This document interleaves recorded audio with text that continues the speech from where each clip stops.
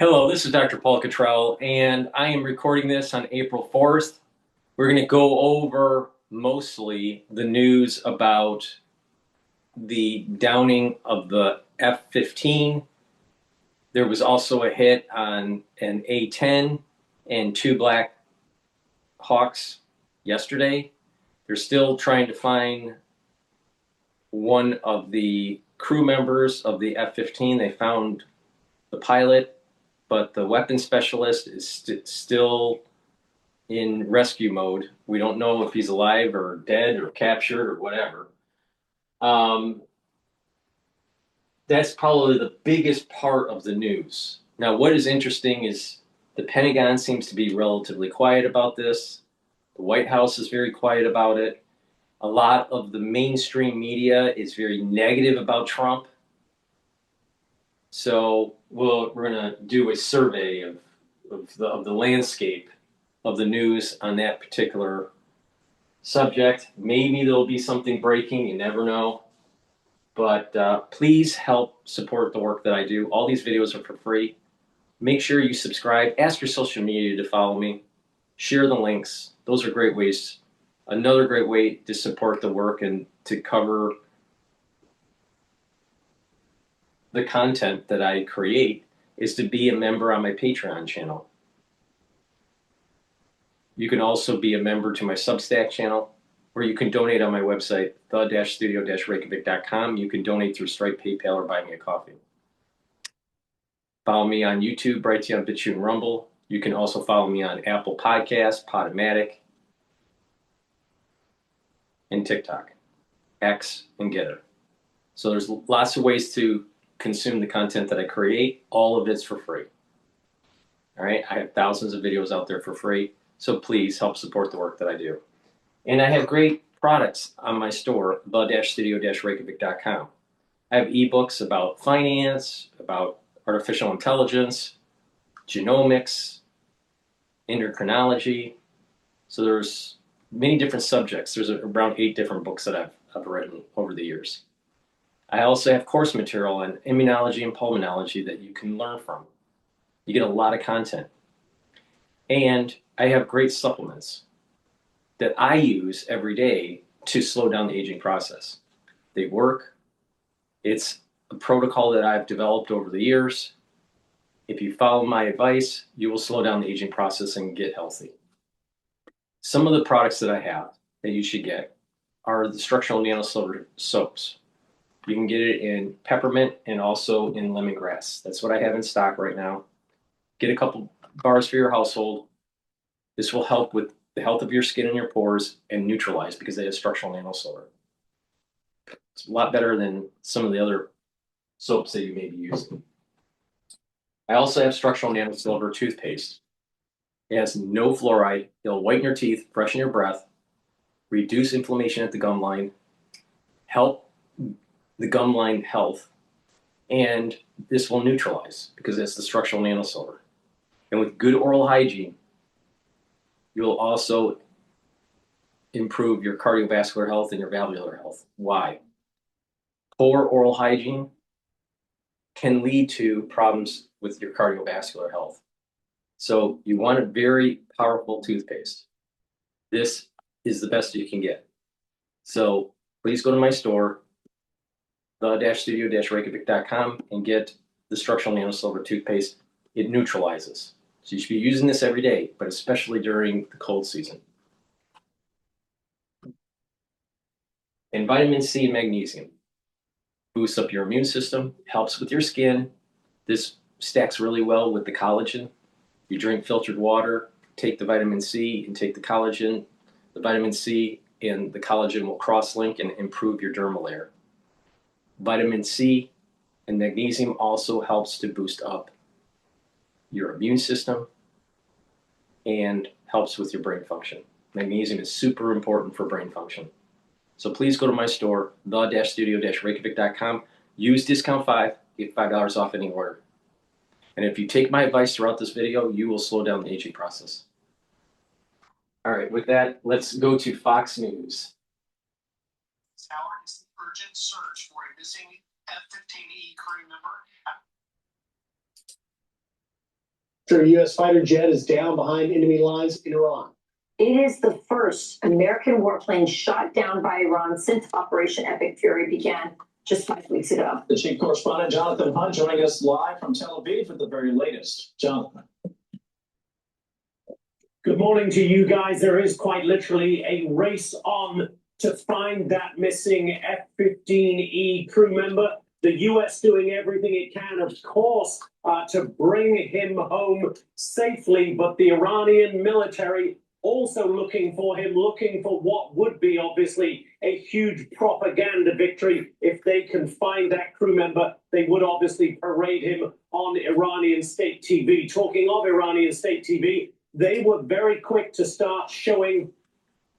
We don't know if he's captured. If he was captured, he probably would have probably would have seen posts of it from the RGC. I think he's dead, but who knows, all right? But if he is captured alive, this is reminiscent of the Iran hostage crisis. And remember what I said, we're living in another cycle of history that's rhyming.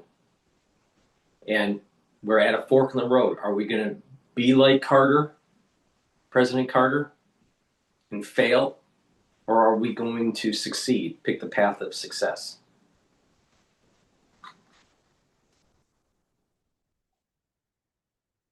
Pictures of the wreckage of that F-15E and one of the ejector seats with remnants of a parachute found near where it came down. That was in the southwest of Iran, a pretty remote area. We have seen pictures of rescue helicopters flying in that area. At one point, we know that some of those helicopters, the U.S. helicopters, took incoming fire. Some members of one of those crews were injured, but we understand the helicopters landed safely. Separately, and around the same time, a U.S. A-10 Warthog was also brought down. That crashed apparently near the Strait of Hormuz. The pilot of that A-10 Warthog has been successfully recovered. Meantime, strikes against Iran continue. We heard of strikes near the Bushehr nuclear facility in Iran earlier today. That is obviously one of Iran's major nuclear programs. We don't know the precise target of those. We are hearing from Iranian state TV that one security guard was killed. And Iran continues to hit back. Just a short time ago, here we got the alerts that there was an incoming missile from Iran headed towards central Tel Aviv. That had turned out to be one of those cluster munitions, and there was at least one impact in the Tel Aviv area. We understand there are some injuries. We're working to get more detail on that. Back to you guys. All right, Jonathan Hunt, live for us in Tel Aviv. Jonathan, thank you very much. We'll check in back with you a little bit later. Now, let's bring our viewers into what Jonathan's talking about and where the F-15E went down. It is believed to have gone down in the Khuzestan province. You see here in the red. And the F-15E, by the way, is the Air Force's workhorse. They can do air-to-air and air-to-ground missions. They can fly low. They can fight in multiple conditions. And this is the area they think it went down. But you can see in the screen, the Zagros mountain range. That's the difficulty that Jonathan was talking about. And you can see here a picture of that Zagros mountainous area. Very difficult terrain. Now, what's happening is our combat search and rescue teams, or CSAR, highly trained teams that are equipped to go in. Remember, all the way back in 1995, you had a daring rescue of Scott O'Grady. A pilot went down. So more than 30 years, these specialty teams have pararescue jumpers that can go into difficult terrain like this. They're equipped with medical equipment, and they can navigate the terrain. Meanwhile, all pilots in this F-15E crew would have had SEER training, survival, evasion, resistance, escape. That is equipping them to take cover, to hide for possibly long periods of time. And just a wider look at the area, you can see that in that Zagros belt, it is very oil rich. The green area is the Arabian-Iranian basin. And of course, the Zagros plays a large part. You can see in the red supergiant oil fields, they have that, and of course, all that oil wanting to come out of that Strait of Hormuz. The Strait, by the way, is where that A-10 Warthog was believed to have gone down. That pilot, okay, but guys, the clock is ticking. It's been more than 24 hours now. That weapons systems officer, that's the guy that rides in the back, that is believed to be somewhere in that area, and teams are working to get him. But these CSAR teams, these search and rescue teams, are the best of the best. And so there's hope that they will be able to recover him. He obviously has beacons and technology that would direct our CSAR teams to him. We just need to get him. But we also don't know if he's alive or dead, correct? We don't know that, Rachel, and that's why this is so heavy, because we do know from reporting that the PAVE helicopters that went in to rescue the first pilot did take fire. They're okay, but during the rescue of that first pilot, they did take fire on the helicopters, which means that there are possibly IRGC threats in the area, which raises the stakes for the rescue of the second pilot. And initially, Iran said shoot and kill any pilot that is found in a crash site. And now they're saying no, capture them. And bring them to the cops. Yeah, I'm just curious, is it, as we go deeper in terms of the time, is that encouraging or discouraging, do you imagine, the fact that we still don't have definitive evidence of the passing or of life? Yeah, I don't know. I mean, I have to imagine, listen, I've been thinking about this since it happened because it's just tragic. Imagine being the spouse, the family member of this pilot. You wonder, do you prefer that your loved one be dead than captured by these people? So this is something to really think about. I'm just curious what shot it down, because PDX had said we had air superiority over there. Was this shot down by, from the ground, from somebody, So I think that's a really important point, Rachel, and we'll ask our military experts later throughout the show, were we not as air superior as we were told we thought we were, because something shot the plane down. But to your point, Kevin, every second counts in a moment like this. The longer that weapons systems officer is trying to survive and not be captured, the stakes get higher and higher. But it's also worth noting that these pilots and this SEER training, this survival and evasion training is very, very specific, and they are trained even in the mountainous region to survive long periods of time because of the time it may take the rescue crews to get to them. How does this affect the war itself from the political perspective here domestically? Yeah, that's a good question. I think ultimately what usually would happen in a circumstance like this is people are mature. The American public has, listen, let's be honest, we've been at war or some form of fashion for most of my adult life, if not all of it. And so I think most Americans understand that there are risks. However, I think politically, you're right, Rachel, it can be complicated because as this goes along, in particular, if there are more incidents like this, it gives certainly Democrats a cudgel with which to attack the administration. That said, I think because the president and the Secretary of War have been consistent in saying there is a very specific. What worries me in terms of the rhyming of history, yes, there is a rhyming of history with the Iran hostage crisis, potentially if he's captured alive. But there's also a rhyming of the Vietnam era. Now, I'm not an expert at the Vietnam era, but the little that I do know is that there was a helicopter operation that was taking place early in the war, that where the helicopter was taken down and there was a lot of casualties that took place in this field.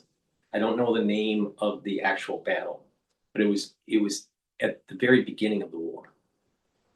And that starts setting in motion. And the helicopters that were being used were not the Huey helicopters. So it's before the Huey helicopters. This was more like the helicopters that would have been used during, let's say, the Korean War, whatever type that was. But the point here that I'm making is that there was this realization that the ground offensive was going to be a lot harder than anticipated in Vietnam.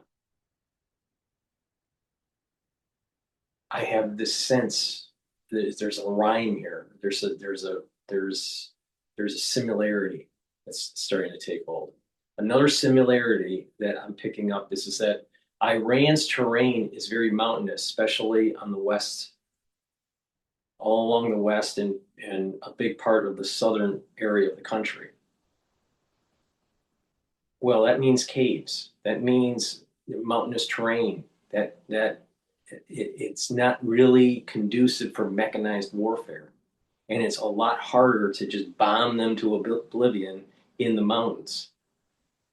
So what this means here is it's very similar to Afghanistan, because Afghanistan was a mountainous war. And I think this is part of the reason why we didn't do so well in Afghanistan. I don't think our army is good enough in mountaineering. So with that, there's an element of like Afghanistan 2.0 in this. So it's a mixture of Vietnam and Afghanistan starting to emerge from what I'm picking up here, just intuitively.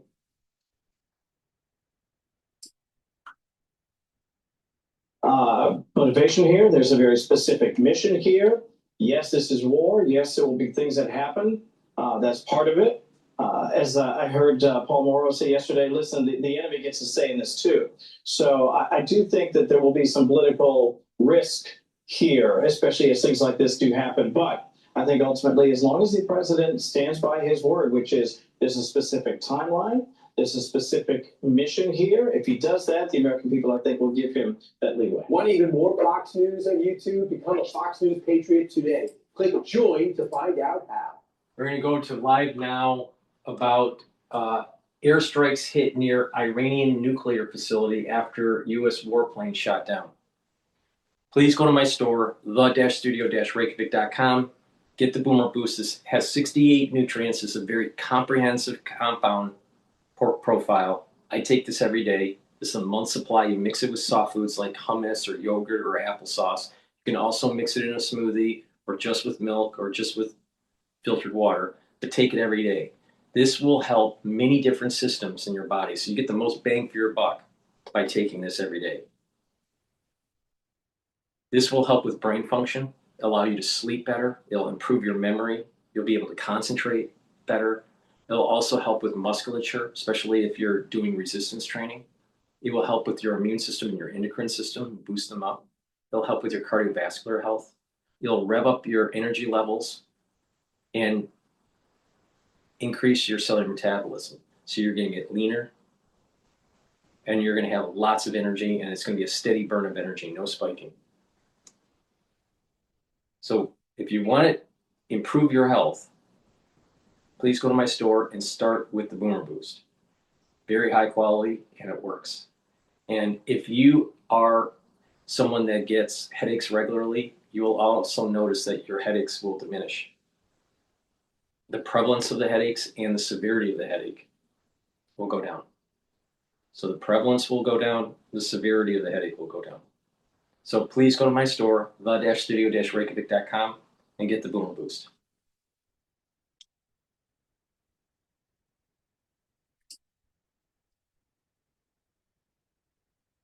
There's been a missile strike in central Israel. This is a live look there out of Tel Aviv this morning. Now, Fox's Trey Yingst has been sharing to social media. He says cluster munition, many smaller explosions across the center of Tel Aviv. And he also says this, more ballistic missile launches detected, sirens expected soon in central Israel, as once again, you are taking that live look there out of Tel Aviv. Now, I do want to transition to some other news here out of the Middle East. We brought this to you just a short time ago. New this morning, an Iranian nuclear facility has been struck for the fourth time. So the Atomic Energy Organization of Iran said in a social media post today that apart from killing a guard, the airstrike also damaged a support building. The International Atomic Energy Agency posted on social media that, quote, no increase and radiation levels was reported following the strike. The nuclear power plant uses low-enriched uranium from Russia, along with Russian technicians, to supply about 1,000 megawatts of power for Iran. Its pressurized water reactor can power hundreds of thousands of homes and other businesses and industries, but it contributes only 1 to 2% of Iran's total power needs. Iran has been trying to expand the facility to multiple reactors. In 2019, it began a project that ultimately plans to add 2 additional reactors to the site, each adding another 1,000 megawatts apiece. We also heard from the Iranian foreign minister this morning on social media that radioactive fallout from further attacks on the nuclear power plant would have disastrous repercussions in regional capitals, not Tehran. He accused Western governments of remaining silent regarding repeated attacks on the plant located some 465 miles south of Iran's capital. So we wanted to share that news here with you. We also continue to follow this story that we first brought to you just yesterday after we learned that Iran shot down 2 U.S. military planes in separate attacks yesterday, with 1 service member rescued and at least 1 missing. It was the first time U.S. aircraft have been downed in the conflict, and came just 2 days after President Trump said in that national address we just played for you here that the U.S. has, quote, beaten and completely decimated Iran and was, quote, going to finish the job, and we're going to finish it very fast.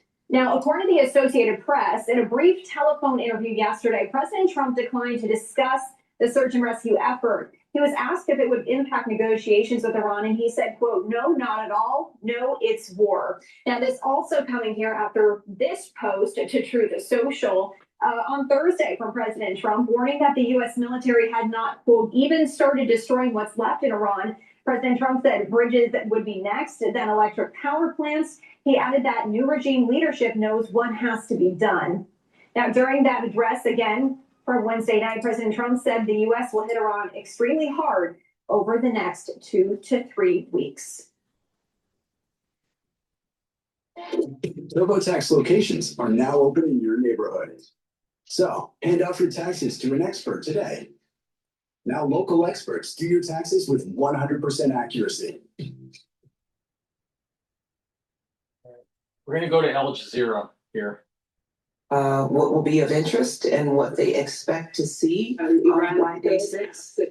So that coordination continues as damaged U.S. aircraft, specifically low-flying U.S. aircraft, such as helicopters, for instance, during the rescue. Welcome to the Global News Pod. As well as fighter jets when during the bombing campaigns, and therefore it makes it, of course, it contradicts the narrative that is put forward by the United States, and now we have a visible example that Iran still has the capability to target and successfully shoot down U.S. aircraft. Making this, of course, very important for Iran to demonstrate the capability to resist. And most likely, the kinds of air defenses that Iran is using, such as man-portable air defenses, will be much more difficult to locate. Therefore, it's not possible to completely eliminate the Iranian ability to threaten U.S. aircraft. So it looks like when it comes to the attempt to rescue the servicemen, it looks like Iran and the US are trying to get there first for different reasons, it seems. What are the scenarios that you could see play out here? Well, there are several scenarios. The first scenario would be Iran finding the pilot first, and the second scenario would be the US finding the pilot first. And then you have 2 conditions, whether the pilot is dead or alive.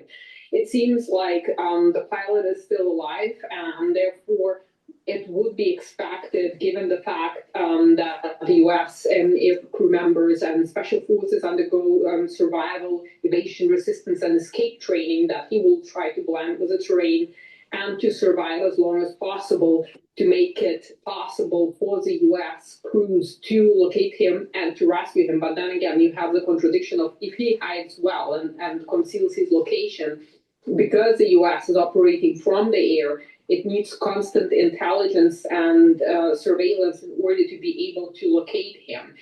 Besides, some reports indicate that the pilot doesn't speak Persian, which means that it will be difficult for him to negotiate with the Iranians should he be captured by civilians, or should he be found by civilians. And therefore, it's a race for time because right now we have this critical window of up to 72 hours where both sides are trying to get hold of the pilot for both military and political purposes. And Trump has previously mocked former US President Jimmy Carter's legacy for multiple reasons, and that includes Operation Eagle Claw back in 1980, a failed rescue operation effectively whereby 8 servicemen were killed, and that was while trying to rescue American hostages. Does he now risk the tables turning on him, so to speak, over this missing crew member, and if this were to happen again? To a certain extent, this is the irony of history repeating itself. Of course, it is risky, as I said before, because Iran still retains the capability to target U.S. aircraft.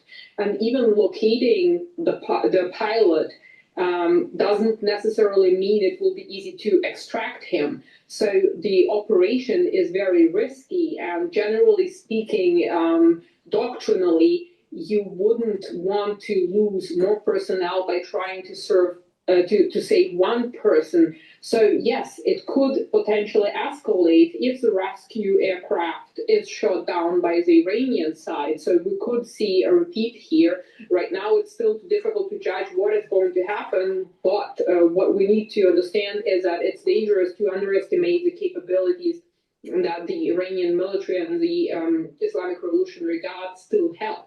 Right, now Iran says that it's used a different defensive system to down these jets. We know that it has 2 allies, China and Russia, that have been helping Iran throughout this, perhaps not at the moment, but certainly when it comes to military wear and technology. The infrared technology that they're saying that they've been using to down these 2 planes, how reliant is Iran at the moment on China or Russia for its defensive strategies? Well, as far as their infrared technology is concerned, what I can say is that it is possible, not just because Russia and China have infrared sensors, that Iran has been using infrared sensors as part of its air defense network. But generally speaking, now that Russia specifically has made a lot of modifications to what used to be the Shahed 136, there is a possibility that technologies will be shared with Iran in order to be incorporated in its drone fleet. And when it comes to China, Iran has also been receiving different technological components from China, including directed energy weapons, peak laser weapons. Again, these would be used against UAVs. So I think that both in terms of a certain degree of intelligence sharing as well as of technological know-how, there is a constant exchange among the 3. And of course, North Korea would be another one. All right, thank you very much for your thoughts there. Marina Miron speaking to us from Munich.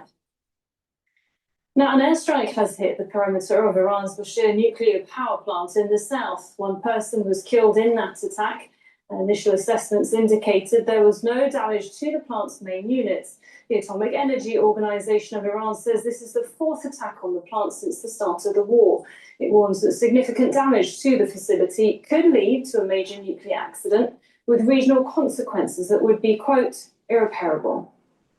Multiple US and Israeli airstrikes have hit the Mahshar petrochemical special economic zone, and that's in southwestern Iran, and it houses a number of petrochemical facilities. 3 explosions were reported there, and smoke was seen rising from the site, with at least 5 people reported as injured. And in Tehran, parts of one of the country's most elite universities has been damaged. Shahed Ph.D. University is one of Iran's top engineering and science education facilities, and several of its buildings were heavily damaged in a strike on Friday. Well, our correspondent, Tawhid Asadi, visited the university and sent us this report from the scene of the attack. I'm in the campus of Shahed Ph.D. University, located in the northern parts of the Iranian capital, Tehran. And behind me, you can see actually the Institute for Plasma and Laser Research, which was heavily damaged as a result of this this recent round of the continued campaign of the airstrikes by the Americans and Israelis, the amount of damage is unbelievably massive, not only to this building, but also where I was walking through the different parts of the campus, including a dormitory. And we know that this specific institute targeted is critically important. It was founded in 2003 by Dr. Tehranchi, the former head of the Azad University and one of the scientists of the country that was assassinated in the war that happened back in June. And right now we see that one of the institutes founded by him was impacted. And behind me, as you can see, this is the damage, the huge amount of damage to this building and the debris, the equipment related to this institute is all around, showing the huge amount of blast that took place. And, this is the scope of the airstrikes across the country that is expanding in a sense. And now there are growing concerns about the civilian infrastructure, specifically schools and universities being targeted. It is not the first one. We know that 3 other major universities, this is obviously the third one, being targeted. And right now you can see this is the building that right now you're seeing is not the institute, but the dormitory in which students used to live. Fortunately, we don't have the growing concern about the fatalities as students were outside for the Nowruz holidays. But it's still, speaking of the infrastructure, it is really massive. We know that prior to that, we've got the University of Science and Technology being targeted. The airstrikes by the Americans and Israelis put a huge amount of impact on them, and that is located in the eastern parts of the capital, where heavy bombardments have been happening over the past weeks. And related to that university also was Dr. Shanagdari, one of the associate professors of Iran's University of Science and Technology, who was assassinated alongside with his 11 and 18-year-old children. The Iranian side is interpreting that as a war crime. It is interpreting that, according to the spokesperson for the Ministry of Foreign Affairs, a systematic attack on the academic foundations of the country, which is going on. We know that in addition to the 2 universities, this one and the one in the eastern part of the capital, there is also Isfahan University of Technology, which was also targeted a couple of days ago. And this is obviously the continuation of the actually attacks that are targeting the infrastructure of the country. All right, well, it's not just universities, as you saw there. Iran's ports, energy, and even water facilities have also been targeted in US-Israeli strikes over several weeks. Damaging or destroying these sites has major implications for Iranian civilians and also for the country's economy. Julian, it does seem as though they are preparing for ground forces. The United States and Israel looks like they're setting up the chessboard for a ground invasion. Please go to my store, the-studio-reykjavik.com, and get the lozenges and drops. We're going into the allergy season. It's really important to mitigate those allergies right away. Orange Splash, vitamin C, with structural nail silver, Manuka honey with structural nail silver, and the drops. You can get it in cherry flavor, honey and lemon, and also in blueberry. All made from structural nail silver. This is going to help to improve your oral cavity and neutralize and maintain a barrier for your oral pharynx. That's super important to reduce allergies and also to mitigate anything during the cold season. So please go to my store, the-studio-reykjavik.com, get the drops and the lozenges, be prepared. The moment you have that throat irritation, take it right away. And let's say you're doing spring cleaning and it's really dusty. Use these, and this will create that barrier so you don't get sick, right? It's really important. They're very effective. So please go to my store and get a few bags of the drops and the lozenges. Very effective, and has the structural nail silver in it. All right, let's go to, I want to go to BBC talking about the Strait of Hormuz. Welcome to the Global News Podcast on YouTube. Hello, I'm Jeanette Jalil, and with me is our world news correspondent, Joe Inwood. So, Joe, let's talk today about the crucial oil and gas route Strait of Hormuz, which has been blockaded by Iran since the war began more than a month ago. Now, that's caused energy prices to surge, but in recent days, we have started to see more ships getting through. Yeah, Jeanette, I think since the start of this, the phrase we've used is a sort of a blockade or a closure of the strait. But actually, that's not technically accurate because a small number of ships have been getting through. What they all have in common, for the most part, is that they are linked either to the Iranians, obviously, or to other countries that are deemed to be non-hostile. So there's some connected to India, some connected to Pakistan, some connected to Greece as well. Greece was a huge player in the shipping market, and of course China, who are a big Iranian ally. So we are seeing small numbers get through, with reports that they're having to pay some sort of transit fee on occasion, or that diplomatic leverage is being used in order to get them through. And for the first time, a vessel linked to France got through this week. Yeah, so this was a ship that is owned apparently by the French, although actually registered to Panama. There's quite often you hear of big ships that are tankers that you fly under a foreign flag for various political or legal reasons. But yeah, there are reports that one French ship has got through as well. Now, we should say we don't know the details. We don't know how that was negotiated, whether it was a political decision or whether there was some other sort of interaction that took place. But yes, there does seem to have been one get through. So let's talk about how these ships are getting through, because some people are saying that there's a kind of toll booth system that's been set up by the Iranian regime. What do we know about that? Yeah, this is really extraordinary. So the suggestion is we should say, with a lot of this, it is, it's happening in the shadows, clearly. People are not talking about this publicly, mainly because the IRGC, the Revolutionary Guard, by many, many countries are designated as a terrorist organization. There are lots of sanctions, both on Iranian oil and on them as an organization. So people aren't doing this publicly. But the suggestion is that in order to negotiate safe passage through the straits, what they're doing is they're paying some sort of intermediary company that deals with the IRGC. They give them something in the order of $2 million is what's discussed. And that basically allows them to be escorted through the straits close to the Iranian waterline.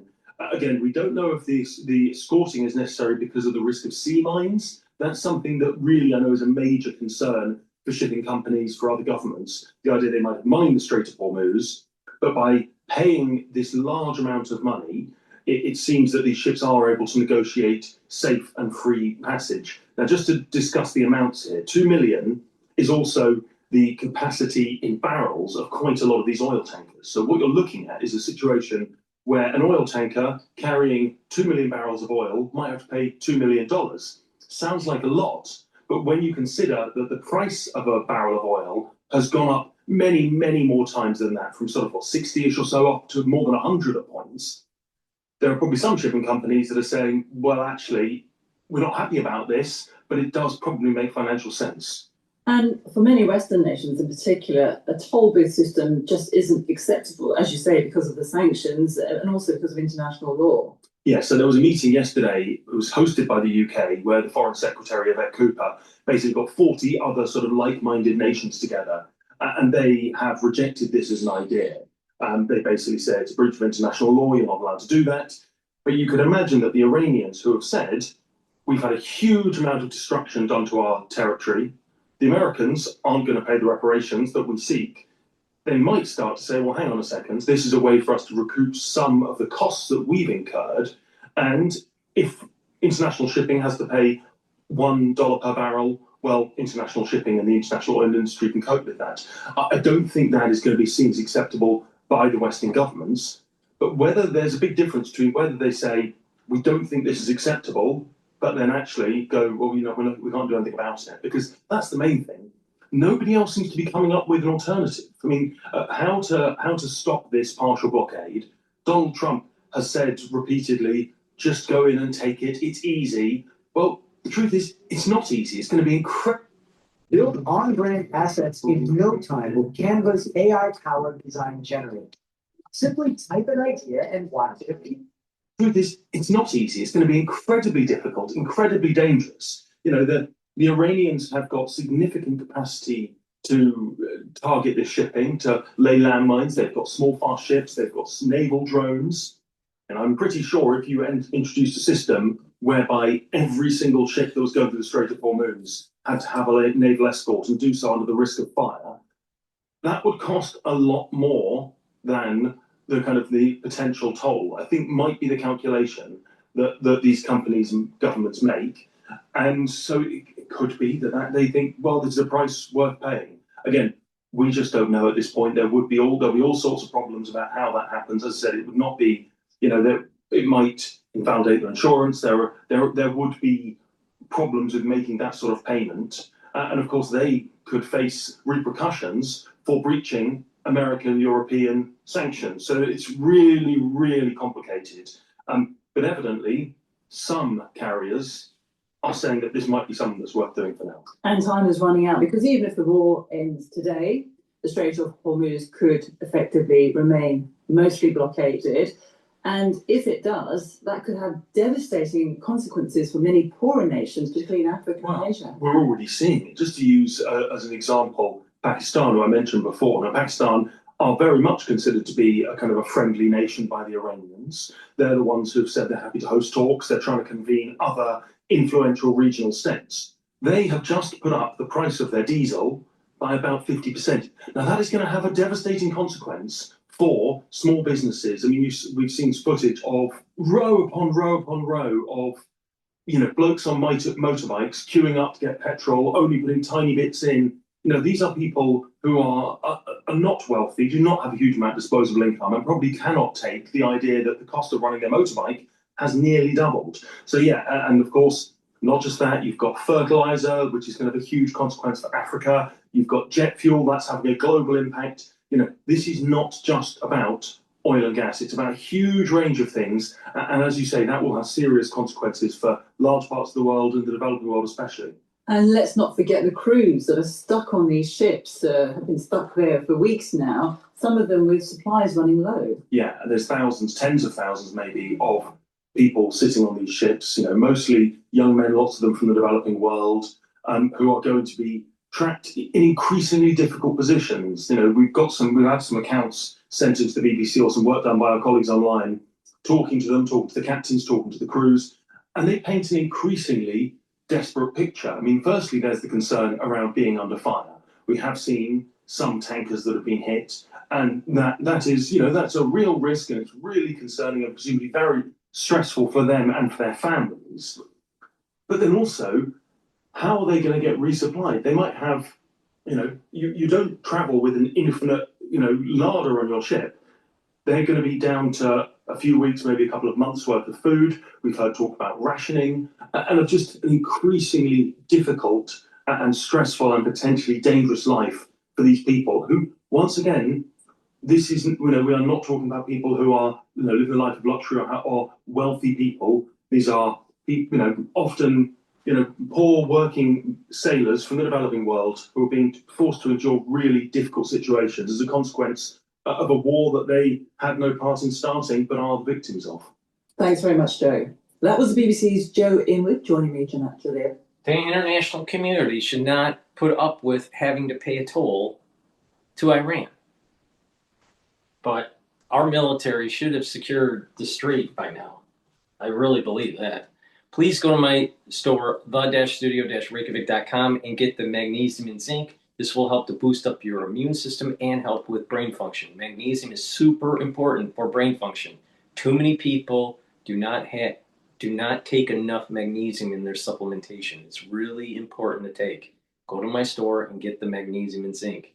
And it's dual purpose. It'll help with your brain function and help with your immune system.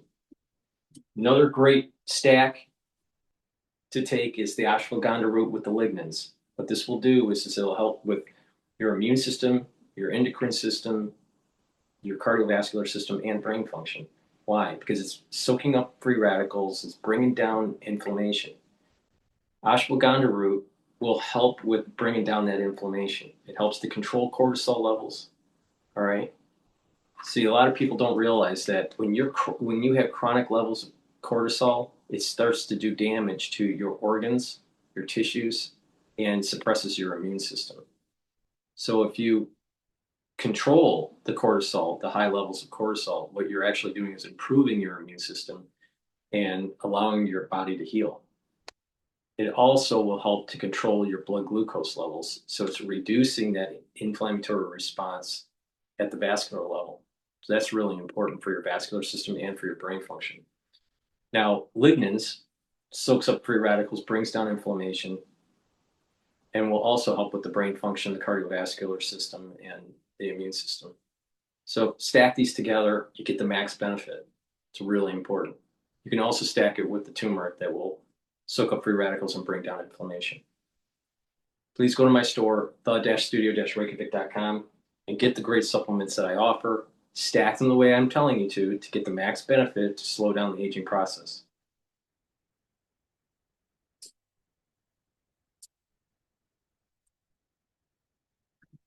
To the U.S. to sell this and for the Trump administration to walk away at this point.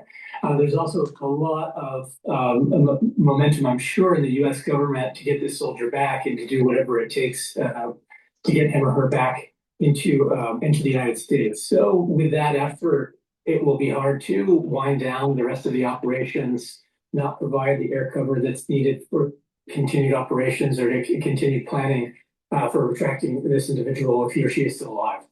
Now, Iran and the US are racing to find the missing American pilot who was yesterday shot down over the Persian Gulf. They're thought to be in southern Iran. Iranian officials are offering awards of around £50,000 to citizens who helped capture the missing airman. Both President Trump and his Defense Secretary, Pete Hegseth, had repeatedly said that Iran's anti-aircraft defenses had been decimated. So what's likely to be going on in the search for the missing American serviceman? Well, let's ask Mark Gustafsson, now a Senior Director of Analysis at Eurasia Group. But for 2 decades, Mark Gustafsson was on the National Security and Intelligence beat. He served in the White House under President Obama. He served in President Trump's administrations twice and President Biden's. He's been the head of the White House Situation Room, the White House Chief of Intelligence, and spent 15 years at the CIA as well. Welcome to the show, Mark Gustafsson. Thank you. Thank you for having me. Thank you for joining us. Tell us what is going on, do you think, in the White House? Is the search for this missing airman now their top priority? I'm sure it is. This is always a very precarious moment for the U.S. government. The Situation Room, I imagine, has been working around the clock all through the night last night, trying to locate and put together operations to rescue this soldier wherever he or she might be. I think that this also means that for the U.S., it's a lot more challenging to withdraw from the war in Iraq if the Iranians do take a hostage. This is similar to what we saw with Israel and Hamas, where the Israelis had hostages in Hamas custody, and that made the war a lot more challenging, and it made it a lot more difficult for Israel to pull away. So the United States could find itself getting into a similar situation where if there are hostages inside Iran, it makes it more difficult for the U.S. to end operations and withdraw. We haven't perhaps reflected yet on the success of at least recovering one of the aircrew. I mean, it's an incredibly dangerous and complex operation, presumably, because it'll involve helicopters, special forces, trying to track the beacon on the aircrew's person, and in very hostile territory. I mean, the logistics must be extraordinary. I think that's exactly right. This is hundred. How's biz, Ash? Great, especially with the help of zero accounting software. I can keep my cash flow flowing by giving customers more ways to pay. Oh. Search zero with this.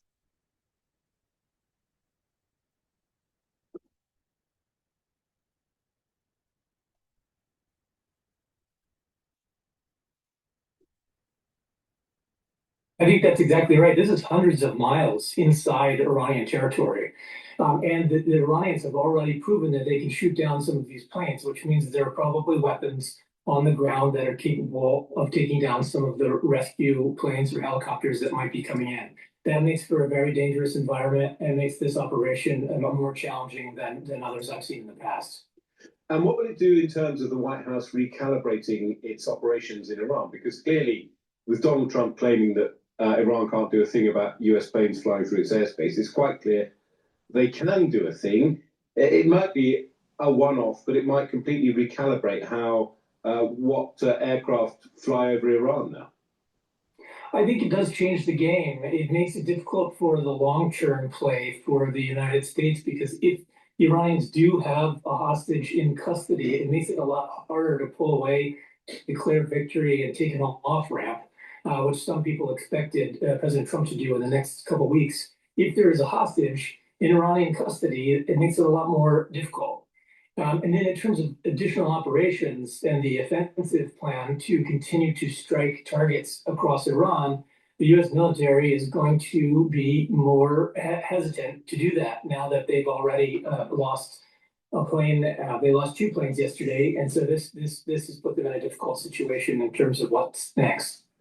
So you served under Obama, who of course oversaw the famous surge in Iraq. You served under Biden, who oversaw the troop withdrawal from Afghanistan. So this is very familiar territory to you. This is, as it were, asymmetric warfare. You mentioned earlier the risk that the air crew, the survivor, is captured by the Iranians and the propaganda value that will have, the impact it will have in drawing America further in to a war that, in theory, Donald Trump says there's only 2 or 3 weeks to go. How do you kind of strategize when, to put it in slightly crude terms, a small win for the Iranians can eclipse big wins for the America and Israel? I think that's right. It makes the PR strategy for the United States a lot more difficult because it's harder to declare victory, leave Iran and say that you finished the job if there's still an American hostage that's in Iranian custody. So yeah, it'll be challenging for the U.S. to sell this and for the Trump administration to walk away at this point. There's also a lot of momentum, I'm sure, in the U.S. government to get this soldier back and to do whatever it takes to get him or her back into the United States. So with that effort, it will be hard to wind down the rest of the operations, not provide the air cover that's needed for continued operations or to continue planning for retracting this individual if he or she is still alive. Are you surprised by the Iranian resilience? I mean, we know that the Americans and the Israelis seem able to take out very senior leadership in Iran almost at will. It's quite clear that they've penetrated quite a lot of the higher echelons of the Iranian armed services and security services. They are obviously able to take out the main infrastructure that any nation would rely on to fight a war, and yet still Iran is able to close the Strait of Hormuz. It's still able to bring down a US fighter jet. It's quite clear that a land operation would be fraught with difficulty. How have the Iranians managed to kind of resist this overwhelming pressure for so long? Having watched this for many years, there are a few things that have surprised me, and I think the Iranians have been more resilient than I expected in some ways. The first is the full-on attack on the Gulf states, neighboring Iran, I think surprised a lot of people in the security establishment because Iran is a partner with some of these countries, trades with some of these countries. So the idea that there would be a full-on onslaught of missiles and drones into these countries, I think took some folks by surprise. The second part that I think has been challenging is that the U.S. military has struggled to destroy the stockpile of missiles and drones across the country. I think that these missiles and drones are buried in rock and granite, very hard to get to. Even if they do destroy them, the Iranians can sometimes dig them out and use the drones and missiles just weeks later. But I think that these missiles and drones have been more dispersed across the country than some of the folks expected them to be. And then Iran's will to fight after losing probably 40 to 50 of its senior most leaders within the IRGC and within the political establishment after the decapitation strike against the supreme leader, I think was surprising how quickly they were able to respond and how much structure they had around their response in the days after that strike occurred. So yes, I do think that they've put up a bigger fight and have been more organized than a lot of people expected. And of course, that immediately makes one think about the boots on the ground strategy. I mean, it seems inevitable that President Trump will launch some sort of ground invasion. Karg Island is the obvious target, not a ground invasion, as it were, of the mainland of Iran. But again, it's not going to be, it's a frivolous phrase, a walk in the park, but you know what I mean. It is not going to be as easy as perhaps some people thought it might have been. No, it's not going to be easy. Getting through the Strait of Hormuz right now with the Navy ships and the Marine ships that have just arrived and are on the way is going to be very dangerous if they attempt to do that. And there are a lot of cruise missiles, ballistic missiles along the coast. The straits have been mined, and they probably will continue to try to mine them. And so this will be quite a challenge for the U.S. Marines and the U.S. Navy just to get in there. My expectation in seeing the numbers that have been moved in and the number of Marines they have and the ships that are arriving, and a lot of them still will not arrive for another two weeks plus. I don't expect any activity or any moves against Karg Island, any of the other islands or the coastal areas for at least a month, given the numbers that they have now. So I think we're in this for the long haul. Yeah, could they hold a piece of territory in Iran that effectively protects the Strait of Hormuz? Would that be a realistic strategy? So basically, Trump is not going to de-escalate in 2 to 3 weeks. This thing is looking like a ground offensive. They would have to hold multiple parts of the Strait of Hormuz. And the challenge is that a lot of the islands in the Strait of Hormuz are heavily populated. The primary island, Keshem Island, which is right at the narrowest point of the Strait of Hormuz, has about 150,000 people on it. So to move U.S. Marines into that territory and try to secure it with that many people there, I think is a tall order and will require a lot more troops than what have been sent to the region and what are moving to the region in the next 2 weeks. Given everything that we've seen and everything that you've seen in your long career, I mean, the parallels with Iraq are very similar in some ways, which is you go in with a lightly armed force to take out the regime and you assume that good things will follow. You find out you're going to be there for 20 years trying to stabilize the country. This is not a presidency that necessarily thinks deeply and strategically, but as objectively as you can, this could be a multi-year commitment by successive American administrations. It could last a while. Yeah, this is similar to Iraq in some ways and different in others. I think that the key difference now, and one of the things that's tempting for this administration and others, is that there are a lot of U.S. capabilities with AI, other technologies, drone surveillance, things like that, that probably give the U.S. military more confidence about its ability to launch an operation and fight a war remotely without putting boots on the ground. And that's a key difference between Iraq and this war. And it's a test because the U.S. hasn't fought a war at this scale remotely and with these kinds of tools before. And I think there are a lot of folks who are watching to see how that'll play out. Brilliant. Well, thank you so much for coming on the show. That's Mark Gustafsson, now the Senior Director of Analysis at Eurasia Group, and who formerly held an array of key security and intelligence roles at the White House and with the CIA. All right. We're going to go to Fox News here. About Iran's internet blackout stretches past 1 month. See, we really need to have a better understanding of what is going on in the secular community within Iran on how they are or are not trying to overthrow the IRGC and the theocratic regime. The internet shutdown has been going on for over a month with connectivity about just 1% of normal levels. The senior Israeli intelligence official telling Fox News this is a blackout on truth. The regime is hiding reality from its own people. They don't want the Iranian people to see how badly they're getting hit. Our next guest is an Iranian national whose activism led to his imprisonment in Iran. He created a crowdsourced mapping website and an app to provide Iranian civilians with crucial information, holistic resilience. The executive director is with us right now, Ahmad Ahmadian, and he joins us. Ahmad Ahmadian, thanks so much for joining us. So tell me right now, what's the status of the internet in the country?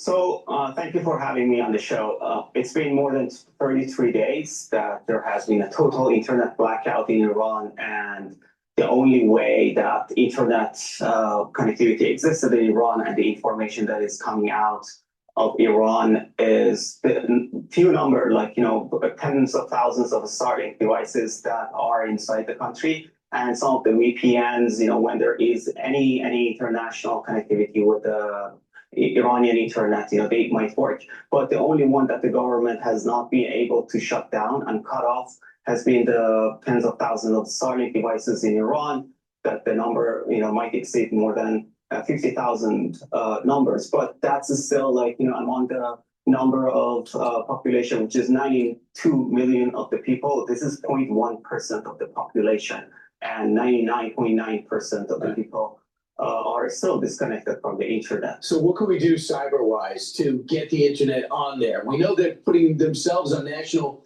television every day for the people to see. Well, the solution is Starlink at the moment. This is something that the government cannot shut down, and the question is, how can we put more more Starlink devices in the hands of people inside the country? People, bravely inside the country, they managed to get the Starlink devices to the country. The price has been always a hurdle, but thank you to President Trump, earlier in this January, the subscriptions were waived, but the cost of the Starlink devices are still so high. But people smuggled them inside the country. The prices in multiples of the thousands of dollars inside the country. But they are managing to establish a government-independent internet infrastructure that they cannot shut it down. So what's the deal? What is the situation like in the country? Many are surprised there hasn't been more uprising. Well, people are seeing the weakening of the repression apparatus of the regime. As we saw, in the early days of the war, Operation Epic Fury, the IRGC bases were being targeted, the besieged, centers, the militia centers, and the checkpoints in the streets are being targeted. People are waiting to, they see this as an opportunity, but it's still, they need to be connected. They need to be mobilized. And then, once the day comes, they can mobilize and come out and take out this regime and finish the job, because you can bomb the regime's repression apparatus, but if you want to finish the job, you have to empower the people who are inside the country to take out this regime. And for that, they need empowerment through the connectivity, especially with the American genius and big technology that has been the number one enemy of this the government. So they can mobilize, they can coordinate. I guess there's legitimate fear. If you're caught with a Starlink, you're going to be killed, right? Yes, but despite of that, if you go on the street, if you do a protest, you're also going to be killed. We saw it in a month and a half ago. People went to the streets, for the normal demands, and they faced a massacre by the regime security forces. 30 to 40,000 of them were killed. So, if this is a lifeline for many people, and it has been in the past, the satellite TVs were also illegal in Iran, but enough number of people got those devices so the regime could not, go after every single person, and, they flood the zone with Starlink, So flood the zone with Starlink receivers. That could be the answer. So thank you very much, Ahmad. I'm going to have to leave it there. Ahmadi, and thank you very much. I'm Steve Ducey. I'm Brian Kilmeade. And I'm Ainsley Earhart. And click here to subscribe to the Fox News YouTube page to catch our hottest interview. The people in Iran need to start pushing back. Even if there's going to be casualties, they need to fight for their country. If not, maybe the United States shouldn't be there. Knock out the military apparatus, knock out their leadership, and then walk away. The United States should not be fighting for the freedoms of the Iranians if they're not willing to fight for their freedoms. Please go to my store and get the Clarity Factor. Clarity Factor will help to get rid of brain fog, allow you to concentrate, and it will improve your memory and improve your cognition. Over time, what will happen is that your neurons will link up to each other more. You'll have better neural connections. And that will mean that you will be able to think better and have better memory. But not just that, you'll sleep better. So please go to my store, the-studio-reykjavik.com, and get the Clarity Factor. This is a very powerful neurostack. Myotrol will help to reduce atrophy. It helps with the gene expression to build muscle and maintain muscle. This is super important to take if you're male or female, 40 years of age or older. Do some resistance training and take the Myotrol. This will also help to boost up your energy levels because it helps the health of the mitochondria. If you're an athlete, younger or older, you will benefit from taking Myotrol also to improve the strength for your sport. Olive leaf extract is a dual purpose. It helps to boost up the immune system and helps with your cardiovascular system. It brings down inflammation and helps you control your lipid profile. And lastly, a probiotic. You can get it in the powdered form or in the veggie cap form, but a good probiotic is going to improve your gut biome, improve your metabolism, allow you to absorb your nutrients, reduce leaky gut syndrome, boost up your immune system at the gut level. You're going to maintain and build up that mucosal layer. Your IgAs will increase. You'll have better sleep, better brain function, and a better communication to your liver. And your liver helps to detoxify your body and helps to metabolize. So it's really important to get the probiotics that I have, take them, and you'll notice that your overall health is improving, including your skin. Skin health is tied to good gut health. All right. Let's go to France 24. Iran opens to negotiations. This was posted 10 minutes ago. Diplomacy shows signs of progress. Damage to global economy continues. Let's see what they have to say there. Maybe the title is a little misleading. Notable activity in the Strait of Hormuz in the past 24 hours. 3 ships, including one co-owned by Japan, the other by a French company, able to cross safely, according to satellite tracking picked up on the seaway, according to marine traffic data. A container ship belonging to the French shipping group CMA CGM, a rare transit by a major European shipping group since March the 1st. Prior to that, reported 3 Greek vessels have been able to cross. At least 2,000 more ships remain stranded.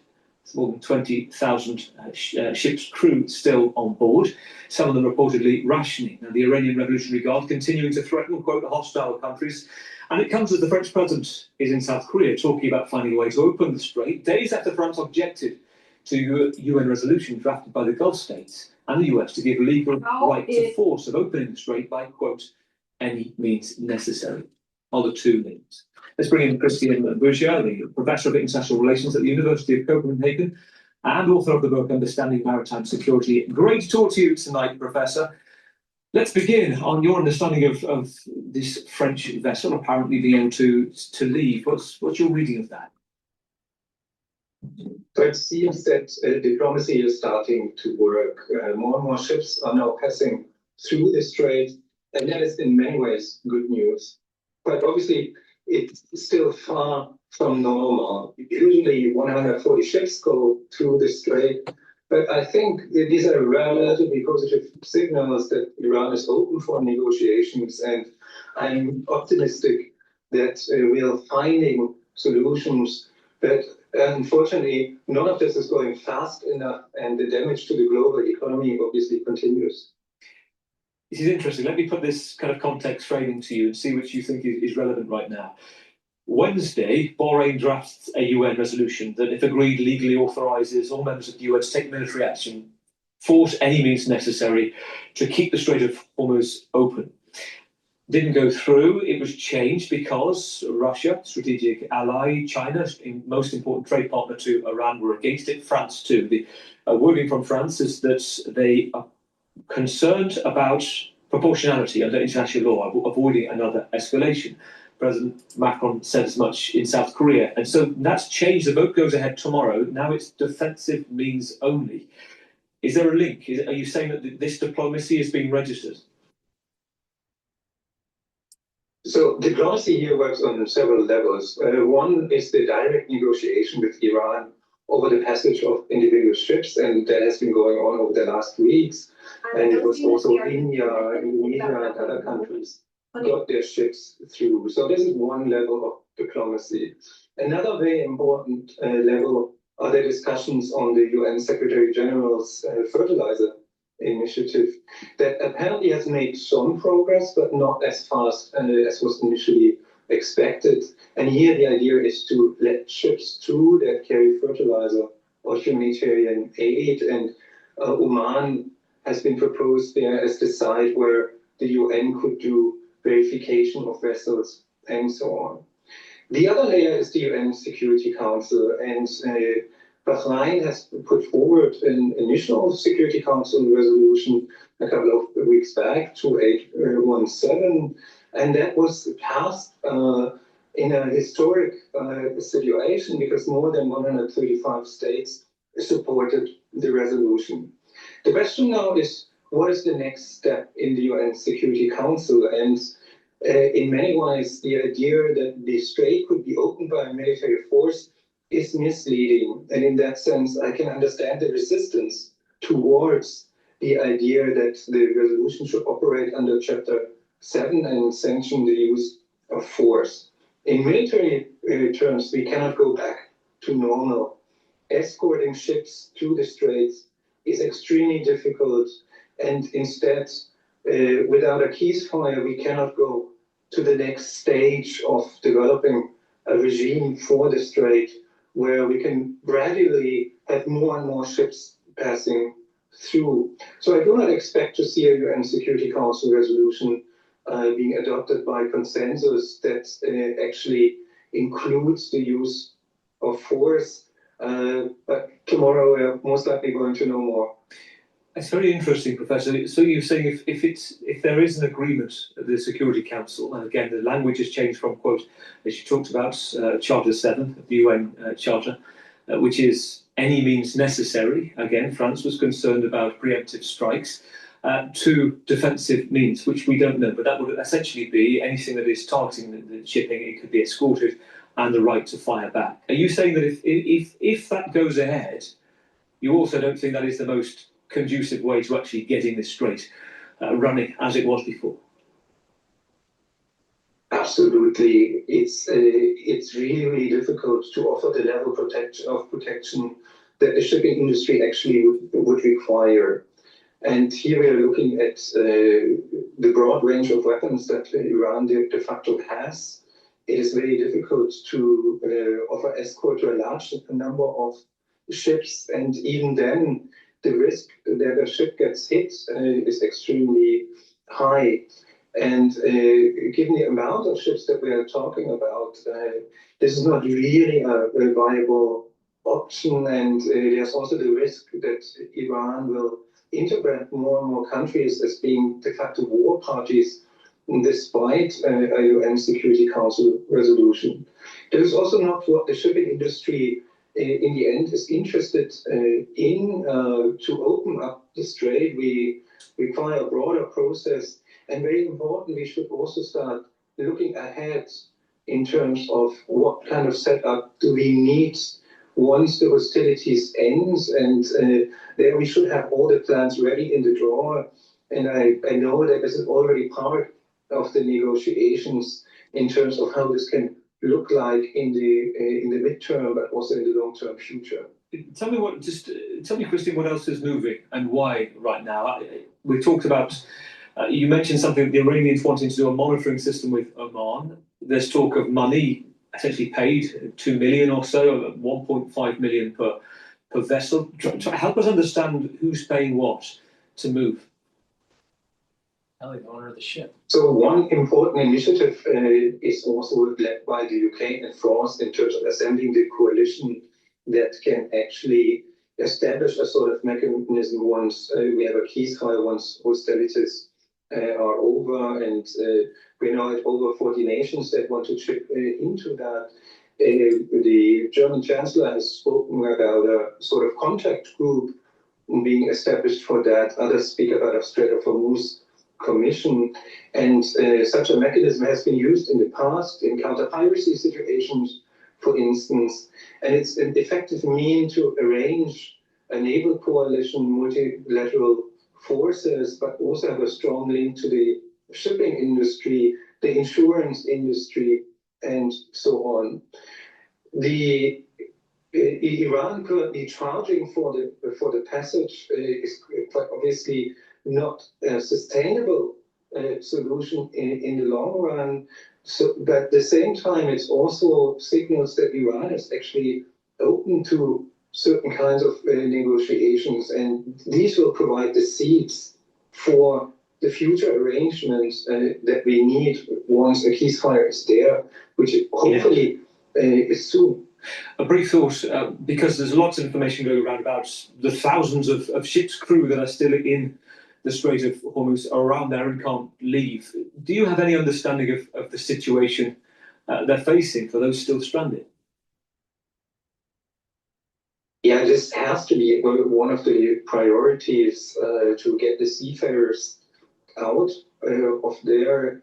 And I do hope that over the next days we're going to see more and more ships actually passing through, so that the situation the tension will be released a little bit. But let's not forget, even if Iran would declare tomorrow that the strait is open, this will have long-term impacts, because shipping is a fragile, globally interconnected system, and going back to normal will take quite some time, and that unfortunately also means tricky situations for the seafarers. Fortunately, at least the International Maritime Organization is really prioritizing the cause of the seafarers, and that is good to know. But obviously, the International Maritime Organization is relatively limited in terms of what it can do with its mandate.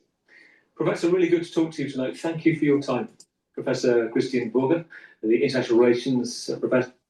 Please go to my store, the-studio-reykjavik.com, and get the resveratrol. The resveratrol will help with youthful gene expression. It's really important. It gets rid of cells that are in senescence. It'll boost up your mitochondria so you produce more ATP. This will help with the basal layer of your skin, so your skin is healthier. So please go to my store and get the resveratrol. This stacks really well with C60 and Boomer Boost to slow down the aging process. Digestive enzyme complex.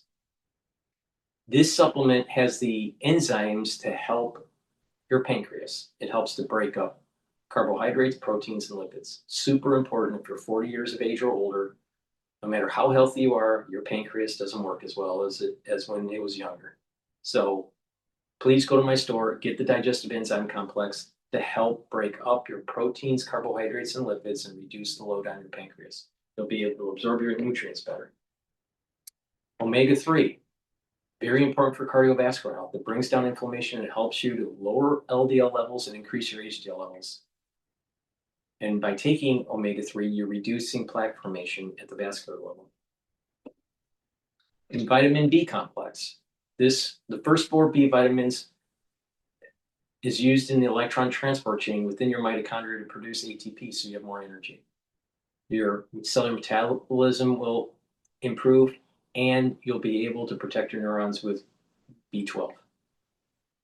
Vitamin B complex is super important to take if you're 40 years of age or older, male or female. Improving your cellular metabolism, getting more energy is going to help to slow down the aging process, and protecting those neurons are super important. So please go to my store, the-studio-reykjavik.com. Use discount 5. You get $5 off any order. It's all caps, discount 5. Click the link in the description of this video and all my videos. Go to my website, the-studio-reykjavik.com. All right, now what we're going to do is talk about LNG. This is from Fox Business.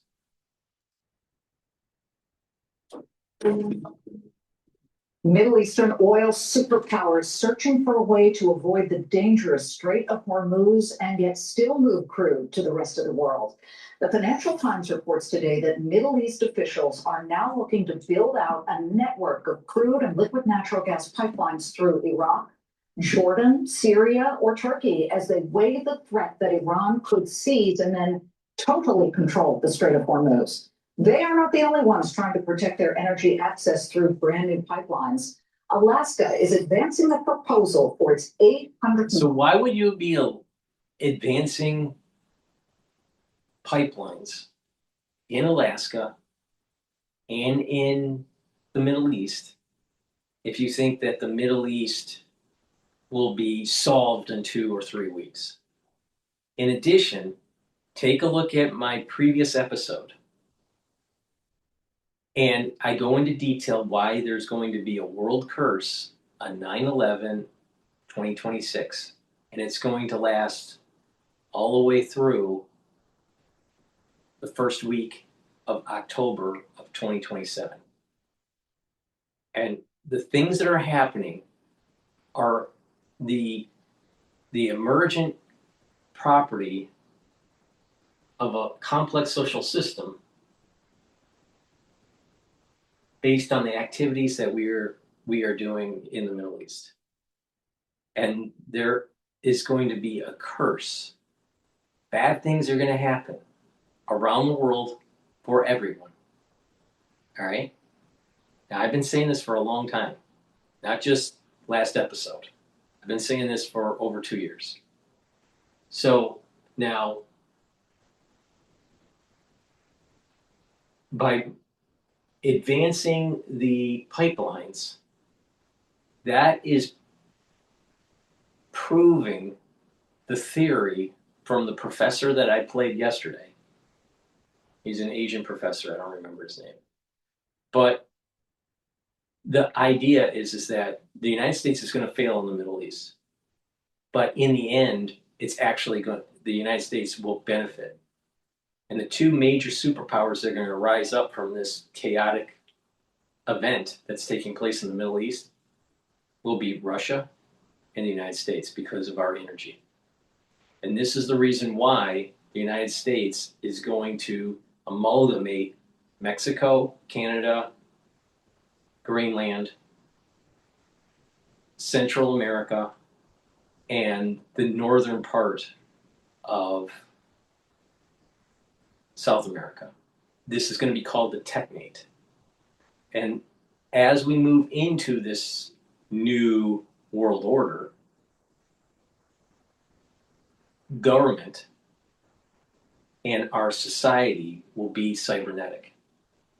Now, cybernetic is an older used term back in the 70s, 80s, 90s.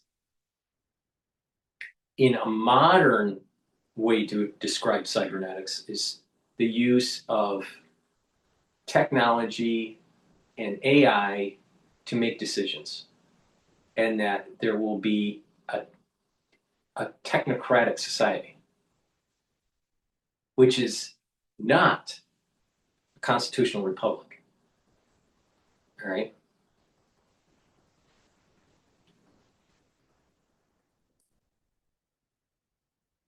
Mile-long AKLNG pipeline. The Trump administration has been trying to fund this project since before the war, but now it's been elevated from a state project to what Energy Secretary Chris Wright said is probably our most single important energy infrastructure project of this whole administration.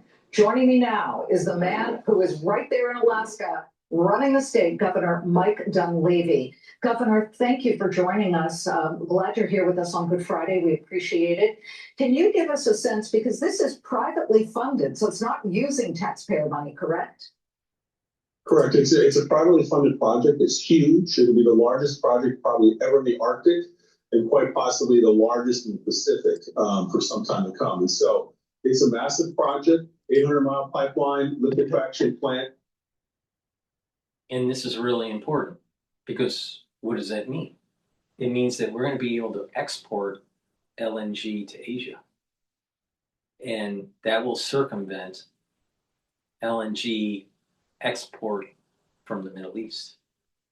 And this is the reason why the Middle Eastern crisis will benefit the United States in the long run, even though we lose the war.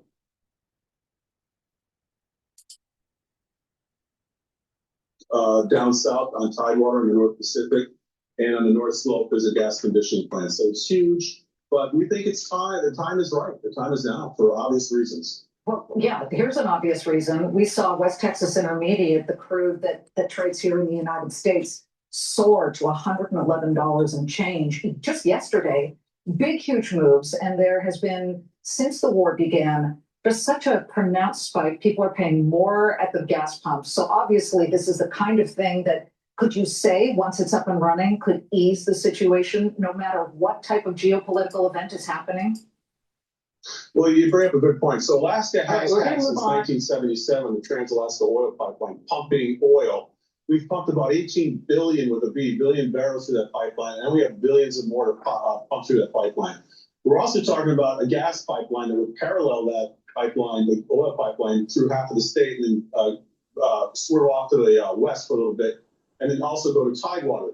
The gas is important for not just Alaska, but our Asian allies. And as you see what's happening in the Persian Gulf, what was hoped to be a stable area, even though most people knew that there was always going to be some volatility there, has really just fallen apart over the last several weeks. And we don't know what the future is going to be. And so that risk involved in getting gas, I think, is what's going to be driving Asian customers, for example. And they are having deeper conversations with the private concern, the Glen Farm, that is spearheading this project for offtakes. And so you're going to see a lot of oil activity. We just had leases in NPRA, in which over 1.3 million acres of oil lease land was had here at a recent auction. And now we've got a gas situation that we think we can help our Asian allies with, since we are by far the closest state to Japan, Korea, and Taiwan. Well, that's obviously a huge part of this entire project. It would really be beneficial to the United States because you're talking about a lot of revenue there. What about tax breaks that you would grant the company that is going to really spearhead this project? Well, we're working with our legislature right now on bringing down the tax rates from our property tax. We have one of the highest property tax rates in the country, which is oftentimes a barrier for business, especially projects of this magnitude. So we're in discussions now with our local municipalities that would be affected, as well as our legislature. We're hopeful that we can get a change to this tax process so that it helps with the economics for this project, because in the end, Alaska is also going to use some of this gas. Most of it will be shipped overseas, but we'll also use some of this gas, and we don't want our ratepayers paying a high rate for gas because of a high property tax imposed on this project. I like that idea, definitely. You're talking about natural gas, talking about oil, yes, but natural gas in particular, everybody talks about how 20 million barrels a day go through the Strait of Hormuz when it's open, but that's barrels of oil. It is also a key choke point in the Strait of Hormuz to get liquid natural gas through. And so I think that has been a major issue as well. LNG is so plentiful in the United States, certainly in Alaska, but also the lower 48. Give us a sense of how you feel the United States could be the leader technologically when it comes to extracting in a clean and positive way all of this natural gas and converting it to liquid. Well, I think we are a leader in extracting it, as you said, in a clean way. So the Alaska, by proximity, is probably the best bet for our Asian allies, because we're only 8 days by ship to Tokyo. The Gulf gas is 20-some days going through the canal, then going across the Pacific. Remember, we're the closest state by far to Asia. We're the most western state in the United States, the northernmost, but the westernmost as well. So our shipping times to Asia are very, very quick, quicker than Strait of Hormuz, quicker than coming from Australia, quicker than coming from the Gulf. So Alaska really is a place to really look to for gas. And I'll say this, Alaska pioneered LNG export in the world in the late 1960s. We were the first place on the planet to actually export LNG. We did that, we exported to Japan for 50 straight years, uninterrupted, and that's the key. There's no Strait of Hormuz you have to go through. It's just the North Pacific, uncontested waters. And of course, we have a large naval presence in the North Pacific as well. So if you want safe, secure gas, safe, secure oil, you get it from Alaska. Alaskans do pay. And this is the reason why I keep on saying that the Pacific is where the real game is. not the Middle East. Because when China tries to contest the first island chains and the second island chains, it's going to affect the archipelago of Alaska. It's going to affect our allies like Japan, and it will affect the western island chain of Hawaii. A lot of people don't realize Hawaii is more than just 5 islands. It's like 130 islands. They're small, but they're American. And that's important because it projects all the way to Asia. Now, they are ancient islands of Hawaii because as Hawaii is basically lava flows from the deep sea percolating up. All right. And so as the tectonic plate has been moving over time, there is these islands that have been built up and then have receded because this basalt is easy to erode over time. So there's many island chains from Hawaii. But the point here is that if we lose our hegemonic power in the Pacific, we won't have energy dominance, military dominance, freedom of navigation dominance. That's the reason why China cannot take Taiwan. We need access to the 9-dash line. Hello? But all of those people that are America first are too stupid to understand this. The 3 times the national average for energy, which is kind of ironic considering there's a lot of energy underneath the ground in Alaska. But you have talked about attracting a lot of data centers or even data centers that would be open to running on liquid natural gas. We cover the hyperscalers a lot. And they, at this point, are like, we don't care where we get our energy, whether it's nuclear, whether it's electric, natural gas. We want energy to build out our data centers. But how realistic is that if the cost of energy in Alaska is as high as it is? Well, when you look at the cost of energy in Alaska, you're looking at also 220 plus communities that are off our road system that are on diesel. And we're working at bringing the cost of those small electricity costs and fuel costs down for those small communities through a whole host of hydro projects, other types of renewable projects as well. But when we talk about the gas line, that goes through the major population centers of Alaska, the middle of the state. And we believe we'll be able to have gas at 4, 5, 6 cents a kilowatt hour for data farm customers. The data farm customers are actually going to help reduce the cost for energy on the rail belt because our population is so small, the data farm needs are so big that our gas offtake will be small compared to that, which will lower the overall price because of these large hyperscalers. But when you factor in ambient temperatures are lower in Alaska, so less energy is needed to cool these data farms, large amounts of fresh water, large acreage, contiguous acreages of land, etc. It all comes together to make Alaska, I think, a great place for data farms. I think I need to take a research trip to Alaska. I've never been. You have to. Okay, I'll ask. Come up to our energy conference. We're having an energy conference in May. Okay. We have that energy conference every year, and people from all over the world come up, and you can see what we do here in Alaska. Oh, I'm packing my bags. I want some of that salmon too. I'm all about food and chocolate. Please go to my store, the-studio-reykjavik.com, and get the cleanse, which is 30 parts per million, or max 35, which is 35 parts per million. Take a teaspoon a day every day. Swish in your mouth, gargle about 20 seconds, and then swallow it. What this will do is neutralize, improve the health of your oral cavity and your oral pharynx, maintain your mucosal barrier, and help the health of your epithelial cells in your oral pharynx. Super important during the cold season and the allergy season, but you should be doing this every day. Because with good oral hygiene, you're helping your cardiovascular health, but you're also boosting up your immune system.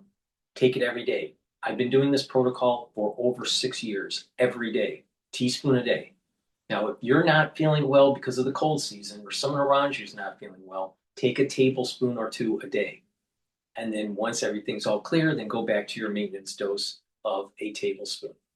But I've been doing this protocol for 6 years, and it's part of an anti-aging protocol. Max 35 or cleanse, or max 14. Take it every day, a teaspoon a day. Take the C60, the turmeric, the ashwagandha, the lignans, and the boomer boost. The multivitamin and the probiotics. You do that regularly, you do that every day, you're going to slow down the aging process. Why? Because you're targeting all of the things that are aging you. Your immune system goes down, so you're boosting up your immune system. Your endocrine system is disrupted. You're improving the health of your endocrine system.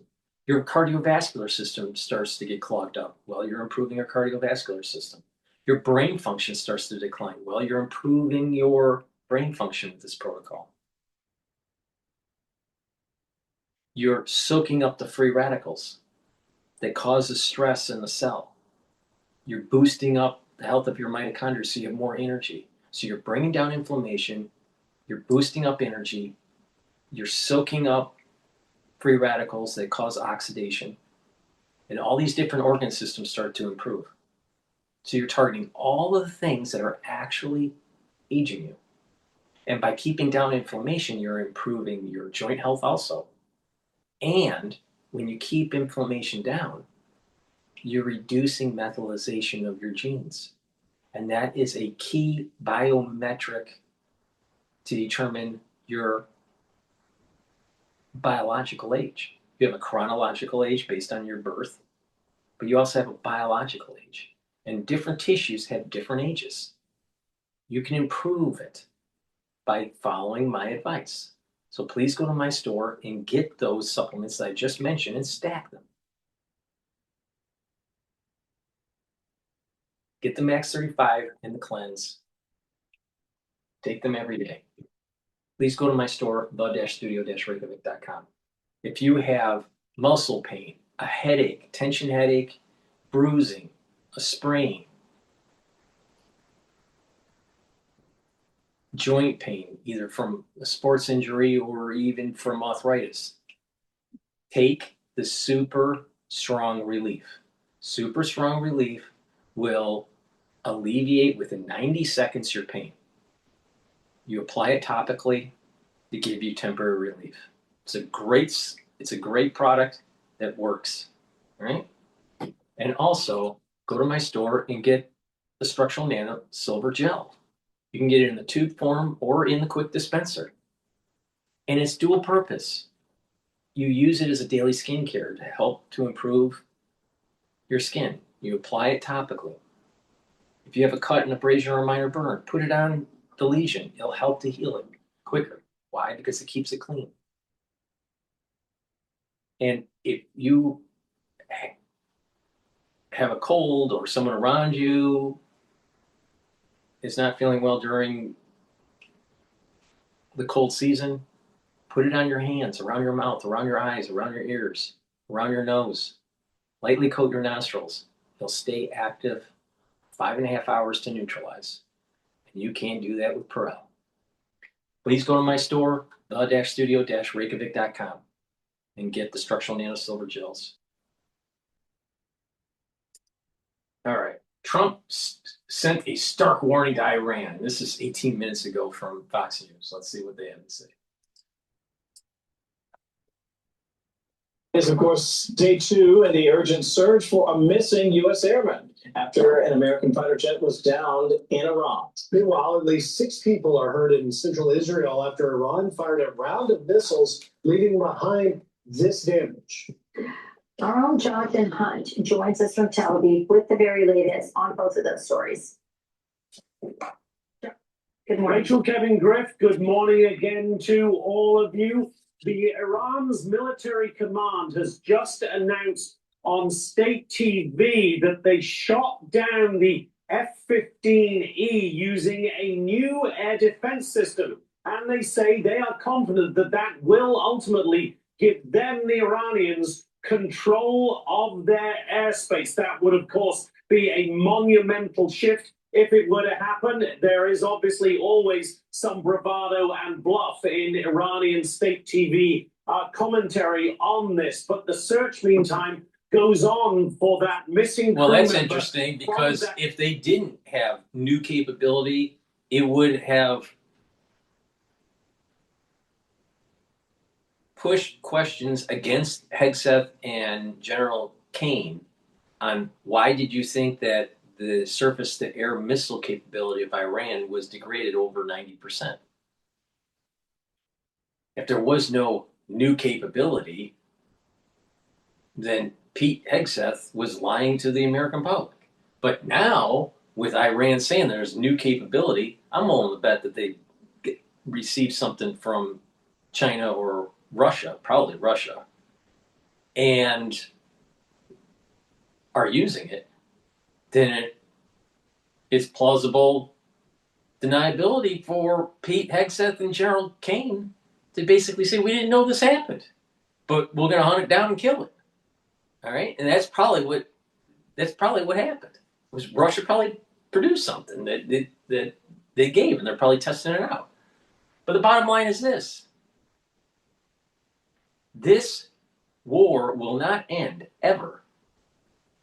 Not just this war, but future conflict with Iran. All right? We're not going to solve this problem unless the IRGC is destroyed, the theocratic regime never is reconstituted, and the Iranian seculars actually have self-rule. If any of those don't happen, we are going to continue with a war with Iran in some fashion. Even if we end operations of epic fury, later down the road, we're going to have to mow the lawn again. So it's better to solve the problem now. Now, what I think should happen is Trump should say, we're taking gravity bombs, which are cheaper, we're going to run our B-52s, and we're going to level Tehran, and nothing will be left. It's going to look like Gaza. It's going to be a parking lot. All of it's going to be gone. And we're going to go one city after another, and we're going to gravity bomb every single fucking major city in Iran. That's what I would do.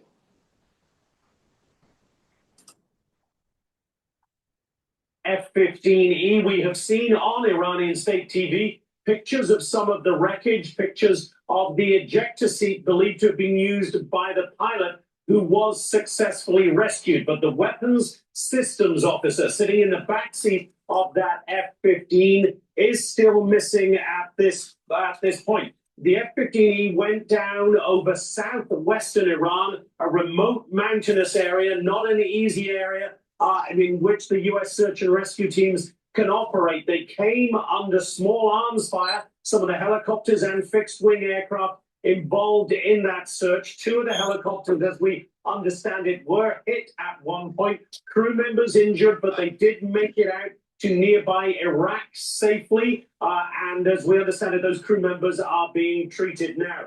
Meantime, we also have learned that an A-10 Warthog with the U.S. Air Force also went down. That went down in the Strait of Hormuz, we are told. The pilot successfully recovered. And finally, back to the action we have seen here in central Israel today. A couple of missile alerts coming in. One, the most recent one, we were live with you at the top of the last hour. That thick black smoke we saw, we thought it might be a direct missile strike. Turns out it was actually the result of one of those cluster munitions. So a smaller strike than a direct missile itself would have been, but it hit a car. The fuel tank of that car exploded, and as you see there, that's what sent that smoke billowing into the air. But a number of people injured in the two strikes today. A demonstration once again that Iran retains the capability to hit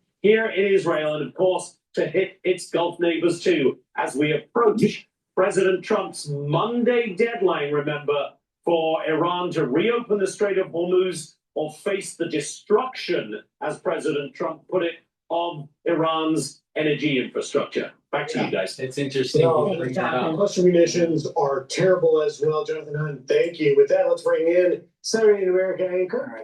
I want to make a comment about that. All right. So the deadline, that 6-day deadline, is coming up.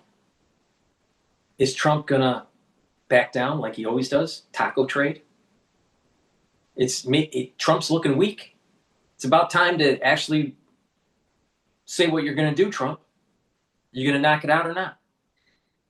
Because if you don't, you're gonna look like a wussy again. But here's the rub. If they have captured one of our service members, if you hit facilities, you may increase the probability of them killing the service member. So what do you do? So it's actually better that this service member is dead than captured. So Trump worries me because he'll say something and not do it.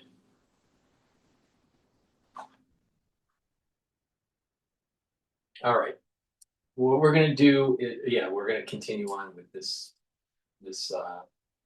Fox News. McEnany, Kaylee, good morning. And let's pick up where Jonathan Hunt left off, which is we have this Monday deadline to reopen the strait or else face massive destruction. But it seems complicated now, particularly if we don't find this second pilot and rescue him. Yeah, and if I'm the Iranian terrorist regime, I'm reading the news and I'm seeing President Trump on Good Friday was in the Oval Office, his national security team there. And I don't like my odds. That's a president hard at work, the commander in chief. He knows what he's doing when he sets deadlines. Remember, he's a businessman and he means them. And he sent out a pretty stark warning to Iran this week. He said, I've bombed the biggest bridge in Iran. There was video of it that was put out.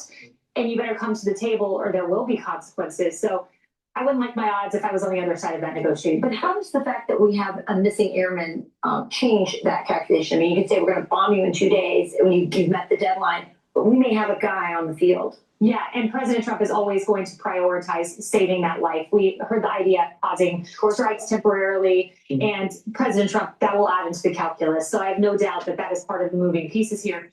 And just to acknowledge that pilot, like we are thinking of him, we are praying for him. And, you know, when we say they're casualties of war, it's often lumped together.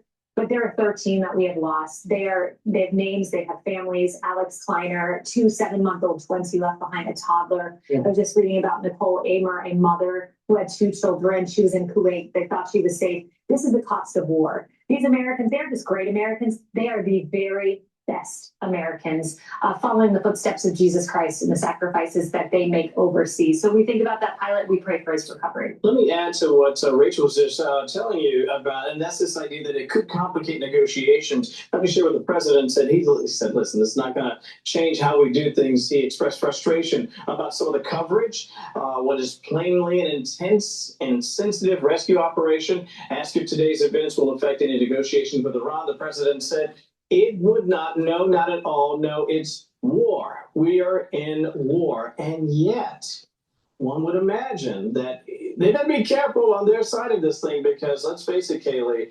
if they capture this person and they parade this person, I would not want to be in the regime. No, I wouldn't want to be either. And I think when we view President Trump's statements, having worked for him, having seen how he operates, he is always communicating to someone. Wait a minute. If they capture the service member alive, Trump's options are diminished. It's going to only strengthen the Iranians, not weaken the Iranian position. Trump knows that. And this bullshit wouldn't have happened if he actually hit them with the 48-hour deadline. No, he extended it because he wanted to play big guy. See, this is the problem with Trump. He thinks that the Iranian war is like building a building in Manhattan. It's all about making a deal. Make a deal. I'm so fucking sick of him saying deal. Get the fucking job done, dipshit.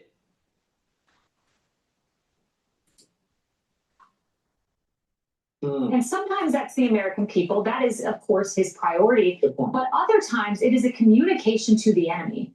And so when we view his communications, people were saying, oh, he's going to come out and announce a ground operation when he did that primetime, address. I said, there's no chance he would ever do that. He's not going to broadcast his strategy. And when he says, no, this won't change our operation, he's not going to say to Iran, yes, this is changing things, we're backing down.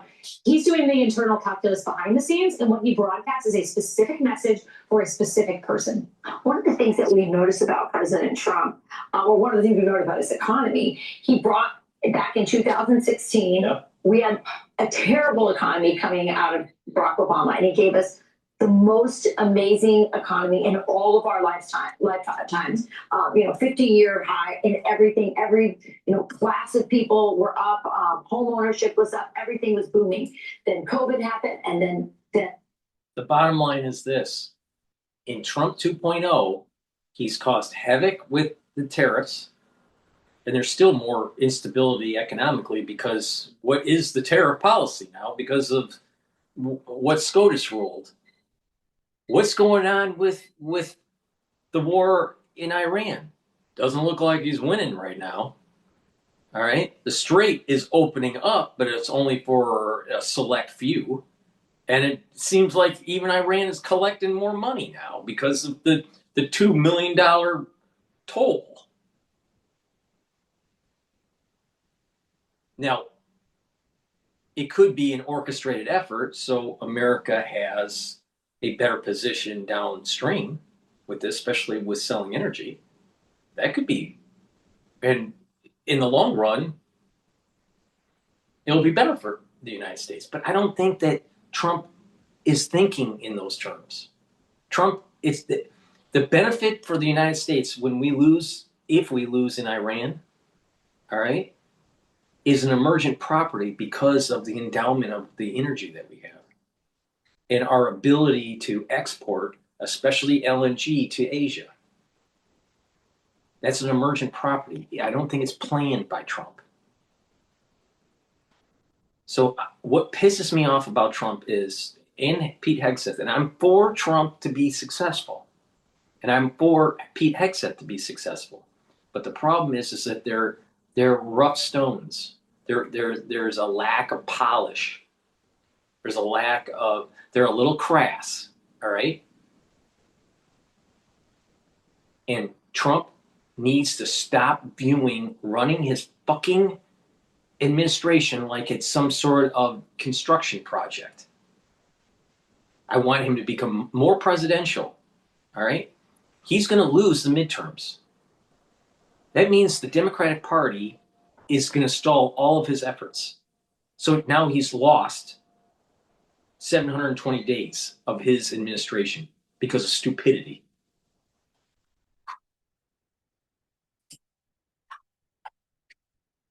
We had Joe Biden. President Trump, again, against a lot of people saying it wasn't going to work, introduced tariffs.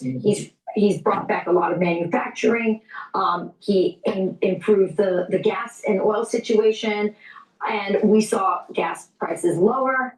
We saw jobs come up. And I think when we've been talking about all morning, we were on the verge in April, if not for the war, to see an absolute boom in this economy. Now, of course, tempered a little bit because of the war, but not as much as people thought. And we're seeing that in some of the numbers this week, that it's not the boom we thought, but it's also not the bust you would expect from a war that involves so much oil. Here is something here from Gallup poll. They asked Americans if they're worried about key issues. They said the economy worry is down by 9 points. Crime and violence worries have dropped by 8 points. Illegal immigration, no surprise. He's closed the borders. He solved that problem. It's off the table, down by 6 points. What do you make of the economy, the sentiment in of America during this war, but also coming into the midterms, not too far away? Yeah, there was a fantastic jobs report. I took great joy in watching CNN last night. Have to admit that the jobs report exceeded expectations. The gas prices, are they high? Yes, they are. Are they Biden high? $5 per gallon? No. And what did we get from $5 a gallon gas prices under Biden? Absolutely nothing. What might we get from this temporary blip? We might get a non-nuclear Iran, the biggest threat on the globe, really eradicated, and the gas prices, by the way, coming down. We could be in a very different position 2 months from now. I agree with the president. He can change that. But I think that poll is interesting that you guys pull up from Gallup. I think there's a sense of you have a president who's constantly doing things. If you think back to midweek, what did he do all in one day? He addressed the nation on Iran. You saw Artemis 2 take off, a historic moment for America. And by the way, he did the job of Congress in making sure that DHS got funded. That's right. Something he should not have had to do, but he did it himself single-handedly by making sure those civilian employees that you and I talked about this week got paid. I think there's a sense he's doing things. Not to put too rosy of a picture on it, though, midterms will be hard for Republicans. Just it's historically difficult to win when you're in power. But I would like my odds more with this president than prior presidents. Well, I mean, you know, let's not forget. Then a little voter security will go a long way. True. Just saying. You talk about President Trump, you said, remember the previous president would call lids at 9 in the morning. Oh, yeah. That means the president's not going to do anything the rest of the day, and it's not even noon. I thought it was interesting. James Freeman, columnist in the Wall Street Journal, talked about kind of maybe what you're talking about, saying, is there something about a Trump White House that makes us exhale? Inside, he says, Mr. Trump's adversaries in politics and the press have spent a decade making the case that he is a uniquely dangerous threat to the country, yet the Gallup data that we just showed suggests that Americans view his time in office as a time when threats recede. Al-Baghdadi, gone on his watch. Soleimani, gone on his watch. Two dictators toppled on his watch. Look, domestically, the southern border, we don't even think about it. It barely rates as an important issue anymore because he's stopped that threat. And crime in our cities he's taken on. I'm for Trump. But the problem is, take a look at what is happening with Trump 2.0. Instability with tariffs. Instability with actually manufacturing coming back to the United States. There's not a lot of strong data proving that there's a lot of manufacture coming back. The East Wing, demolished supposedly for a new ballroom that doesn't seem like it's going to get built because it needs congressional approval. So he's leaving a scar on the landscape adjacent to the White House. And what's going on with oil? We don't know. I trade oil all the time. And I'm telling you, it's really hard with risk management to be able to manage through this crisis. All right? Some people would say, just long it. You can't just long it because he can open up his mouth and the oil can drop $10. So you got to risk manage. So it's really hard to actually play this correctly. Now, if you want to take a lot of risks, yeah, then maybe. But if you're taking a lot of risks, you're going to lose a lot too. All right? So I'm seeing a lot of instability the last 2 months from Trump or 4 months from Trump. He needs to get his shit together because if this continues on to June, he's going to lose the House. He needs to get his shit together. No matter how much lipstick they put on the pig on Fox News, it's not going to solve the problem. He needs to win. Get it done. Stop being such a chicken shit.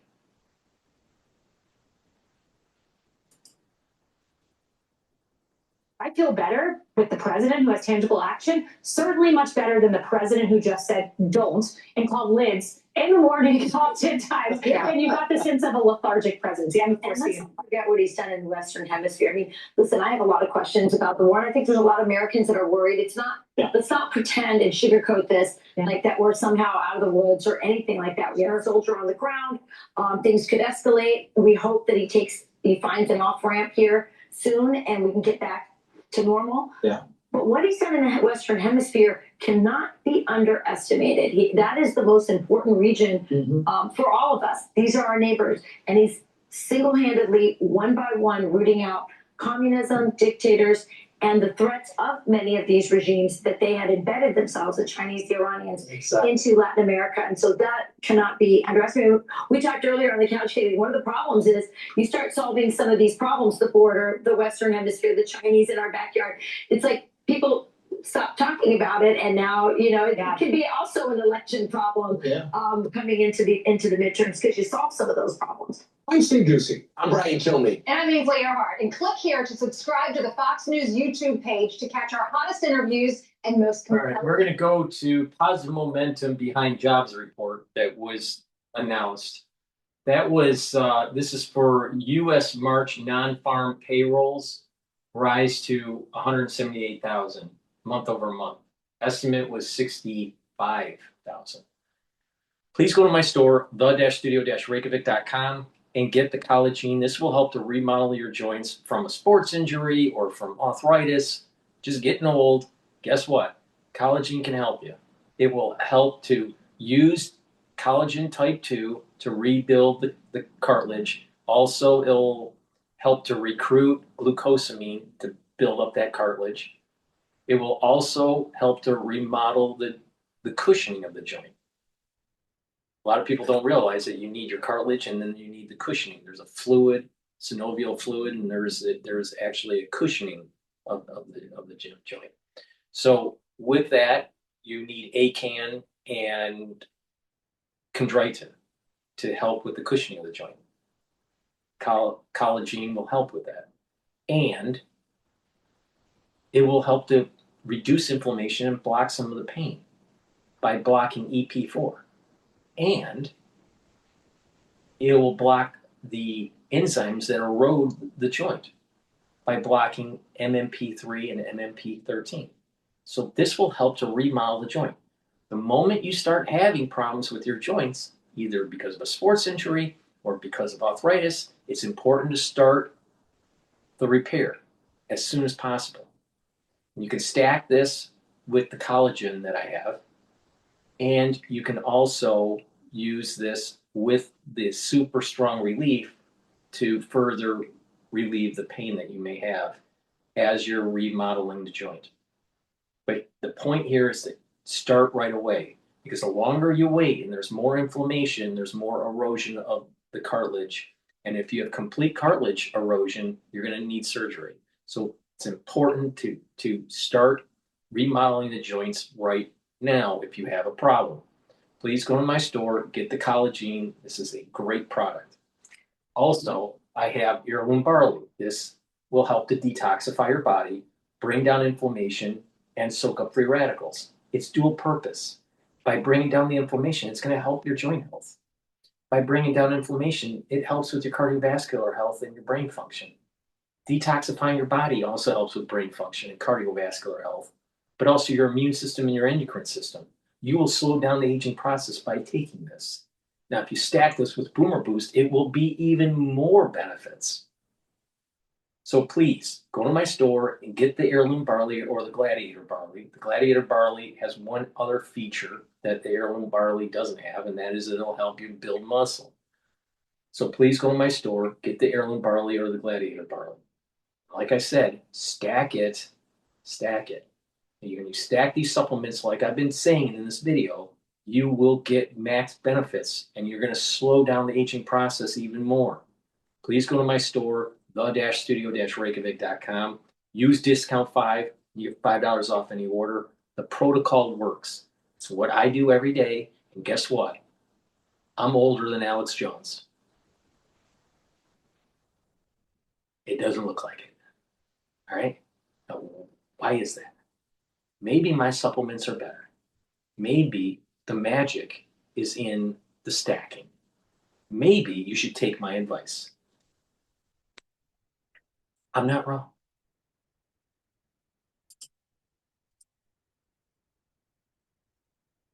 Jobs number. How much momentum is in this economy?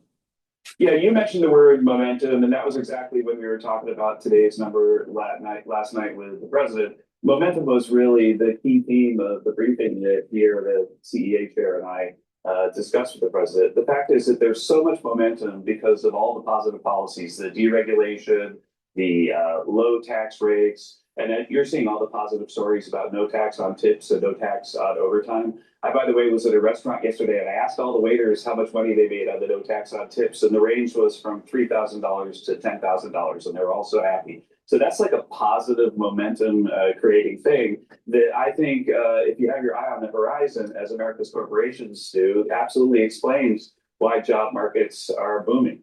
And so I think that if you keep your eye on the horizon, if you understand the long run growth, the golden age is coming because of our policies, then this jobs number makes complete sense. The final thing I want to say is I want to tip my cap to my former colleague in the Trump White House in the first term, Anna Wong, who's now the chief economist for you guys. You know, I always read everything she writes, but at the beginning of the week, she said almost exactly this is what's going to happen. And she was the only person in the universe that did it. I commend her because she's got a great model and she got the number almost exactly right. And finally, in her report, she said, if you really want to wonder about momentum, you can also look at the 3-month moving average because we had like that big blip down in the previous month.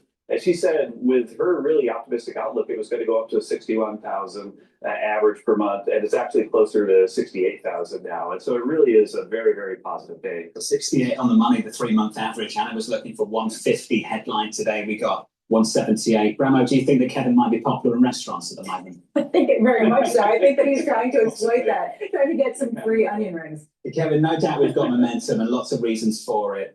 We've got the tax refunds starting to come through. The Fed had cut rates at the back end of last year. Some of the biggest companies on the planet are spending a lot of money. Those capex intentions are huge for the year ahead. How insulated do you think the US economy is, given the shock in the Middle East and the reality that energy prices now are a lot higher than they were a few months ago? Well, one thing is that the U.S. is really the engine that drives the global economy again. We kind of lost that status, I think, under the previous administration. And so I know that there are starting to be some supply disruptions in the East and so on, but the U.S. is standing ready to export more to these countries, more refined product, more crude. And also, we've taken a number of steps to minimize the disruptions here in the U.S., doing things like waiving the Jones Act so that we can get U.S. gas and finished product over to the West Coast. And so I think that in the end, the strength of the U.S. economy is going to be something that's kind of like a safety net for Asia as they're dealing with the fact that they have to import all their oil. And so shocks, they're more sensitive to shocks. They're experiencing real shortages. We've seen fuel rationing in places like Indonesia. Certain governments introduce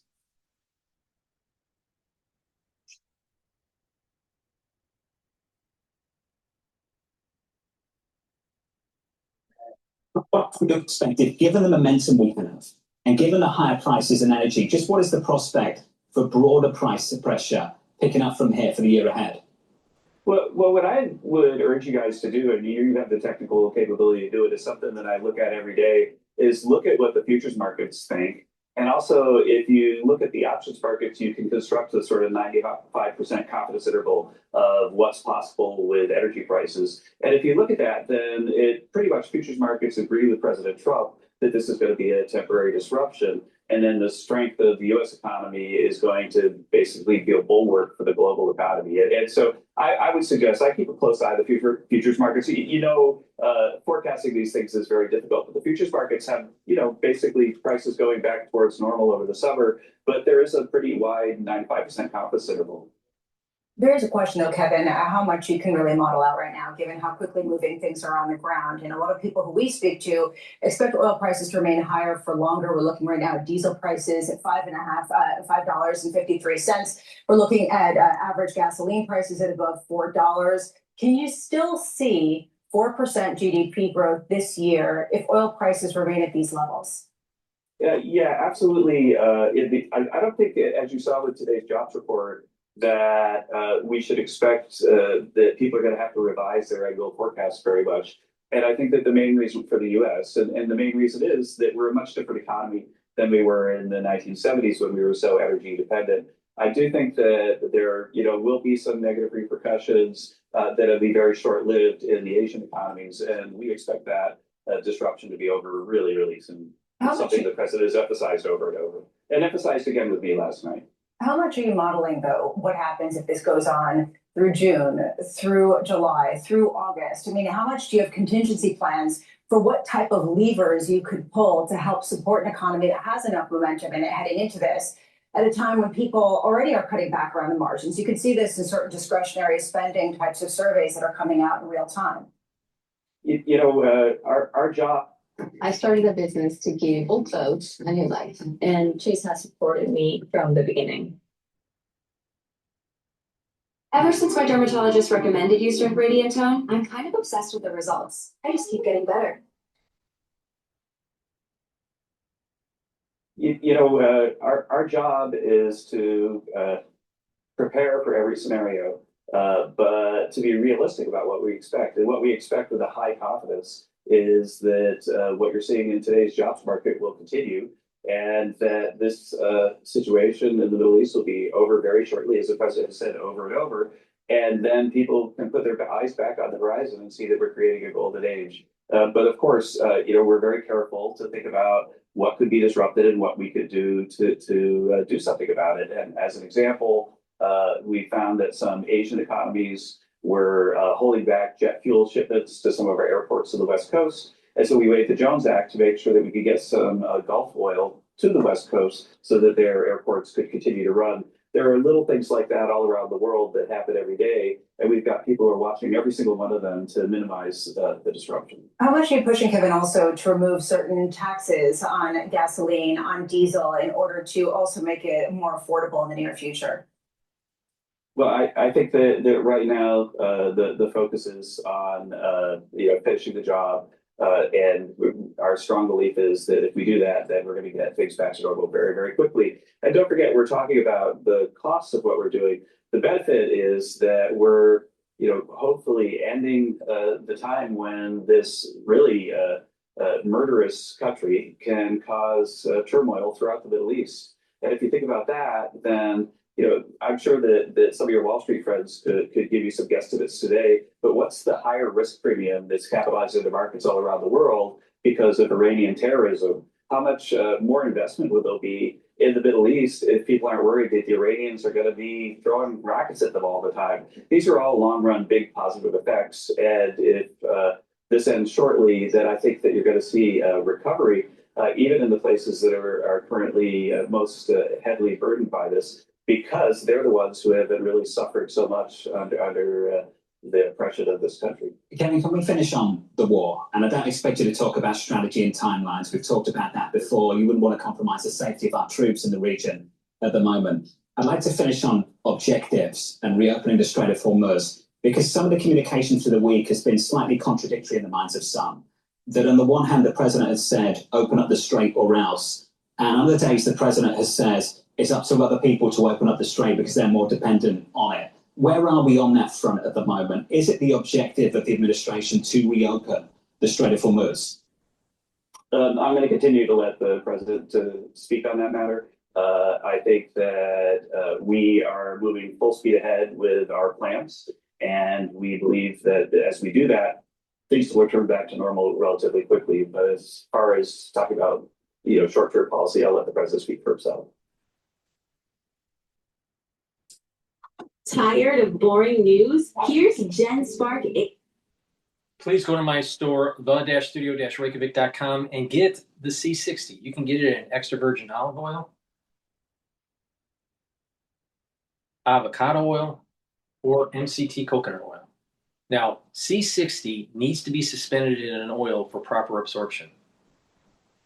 Some people take C60 powders, they don't work, all right? You want liquid, all right, to be able to do the absorption properly. Now, take a teaspoon a day, every day, preferably on an empty stomach in the morning for best absorption. Well, what C60 will do is to soak up free radicals. It's 1,000 times stronger than vitamin C. One molecule of C60 compared to one molecule of vitamin C is 1,000 times stronger. So, with that, soak up the free radicals, you'll boost up the health of your mitochondria, and you'll have more ATP. You'll have more energy. So your cells and your tissues will perform better. It'll also reduce stress in the cell and the tissues and bring down inflammation. And by doing that, your organ systems will perform better, like your immune system and your endocrine system. your glands, your thyroid, even your cardiovascular health will improve. Why? Because by soaking up free radicals at the vascular level, you're reducing the concentration of oxidized LDL. Therefore, you're reducing plaque formation. And at the brain level, you're helping the health of your neurons. So you're going to build over time positive neuroplasticity so you have better memory and better cognition. Also, C60 improves the health of your basal layer for your skin, so you will look younger. So it's really important to take C60 every day, teaspoon a day. It's very powerful. I've been doing this since 2016, so over 10 years. 10 years I've been doing this. All right. Now you stack it. This is where the magic is. You stack it with this protocol that I'm going to mention. You want to take the probiotics from my store, either the powder or the veggie cap version, the multivitamin, which is easy to digest. You take the C60, you take the Max 30 Fiber Cleanse, the turmeric, the ashwagandha, lignans, and the boomer boost. You stack that together, and it's a very powerful way to slow down the aging process. And it's going to focus on and target all these different organ systems. Add in a holistic approach, proper diet and exercise, proper sleep, learn new things, mindfulness or spirituality, drinking filtered water, stay away from processed foods, and reduce your sugar intake. When you do all that, you're going to radically slow down the aging process, and you're going to build up a musculature. You'll have better posture. And even these little things like better posture will improve your lymphatic flow, improve your venous return flow. So it's going to help with your cardiovascular health. Good posture helps with cardiovascular health. A lot of people, it's like, huh? I don't understand that. If you're hunched over all the time, do you really think you have good venous flow? And if you're hunched over all the time, you're probably not moving around that much. But if you have more musculature and better posture, you're moving around more. And building back muscles are super important to slow down the aging process. So please go to my store, the-studio-reykjavik.com, get the C60. Take it every day. You're going to feel the effects of this within 2 months. You'll have more energy. Your immune system, your endocrine system will be better. And not only that, you take this for 1 year, and you do that before and after. You take a look at before you start taking C60 and then after, you will look younger. Especially if you add it to this protocol. So please go to my store, get the C60, take my advice, and stack. That's the end of my broadcast. Please go to my store, the-studio-reykjavik.com. Thank you for listening. I'll do another show tomorrow, but the Iranian conflict is going to continue. It's not going to ramp down anytime soon, and it's going to affect energy prices. And we'll go into details on how to navigate that. Thank you for listening, and have a nice day.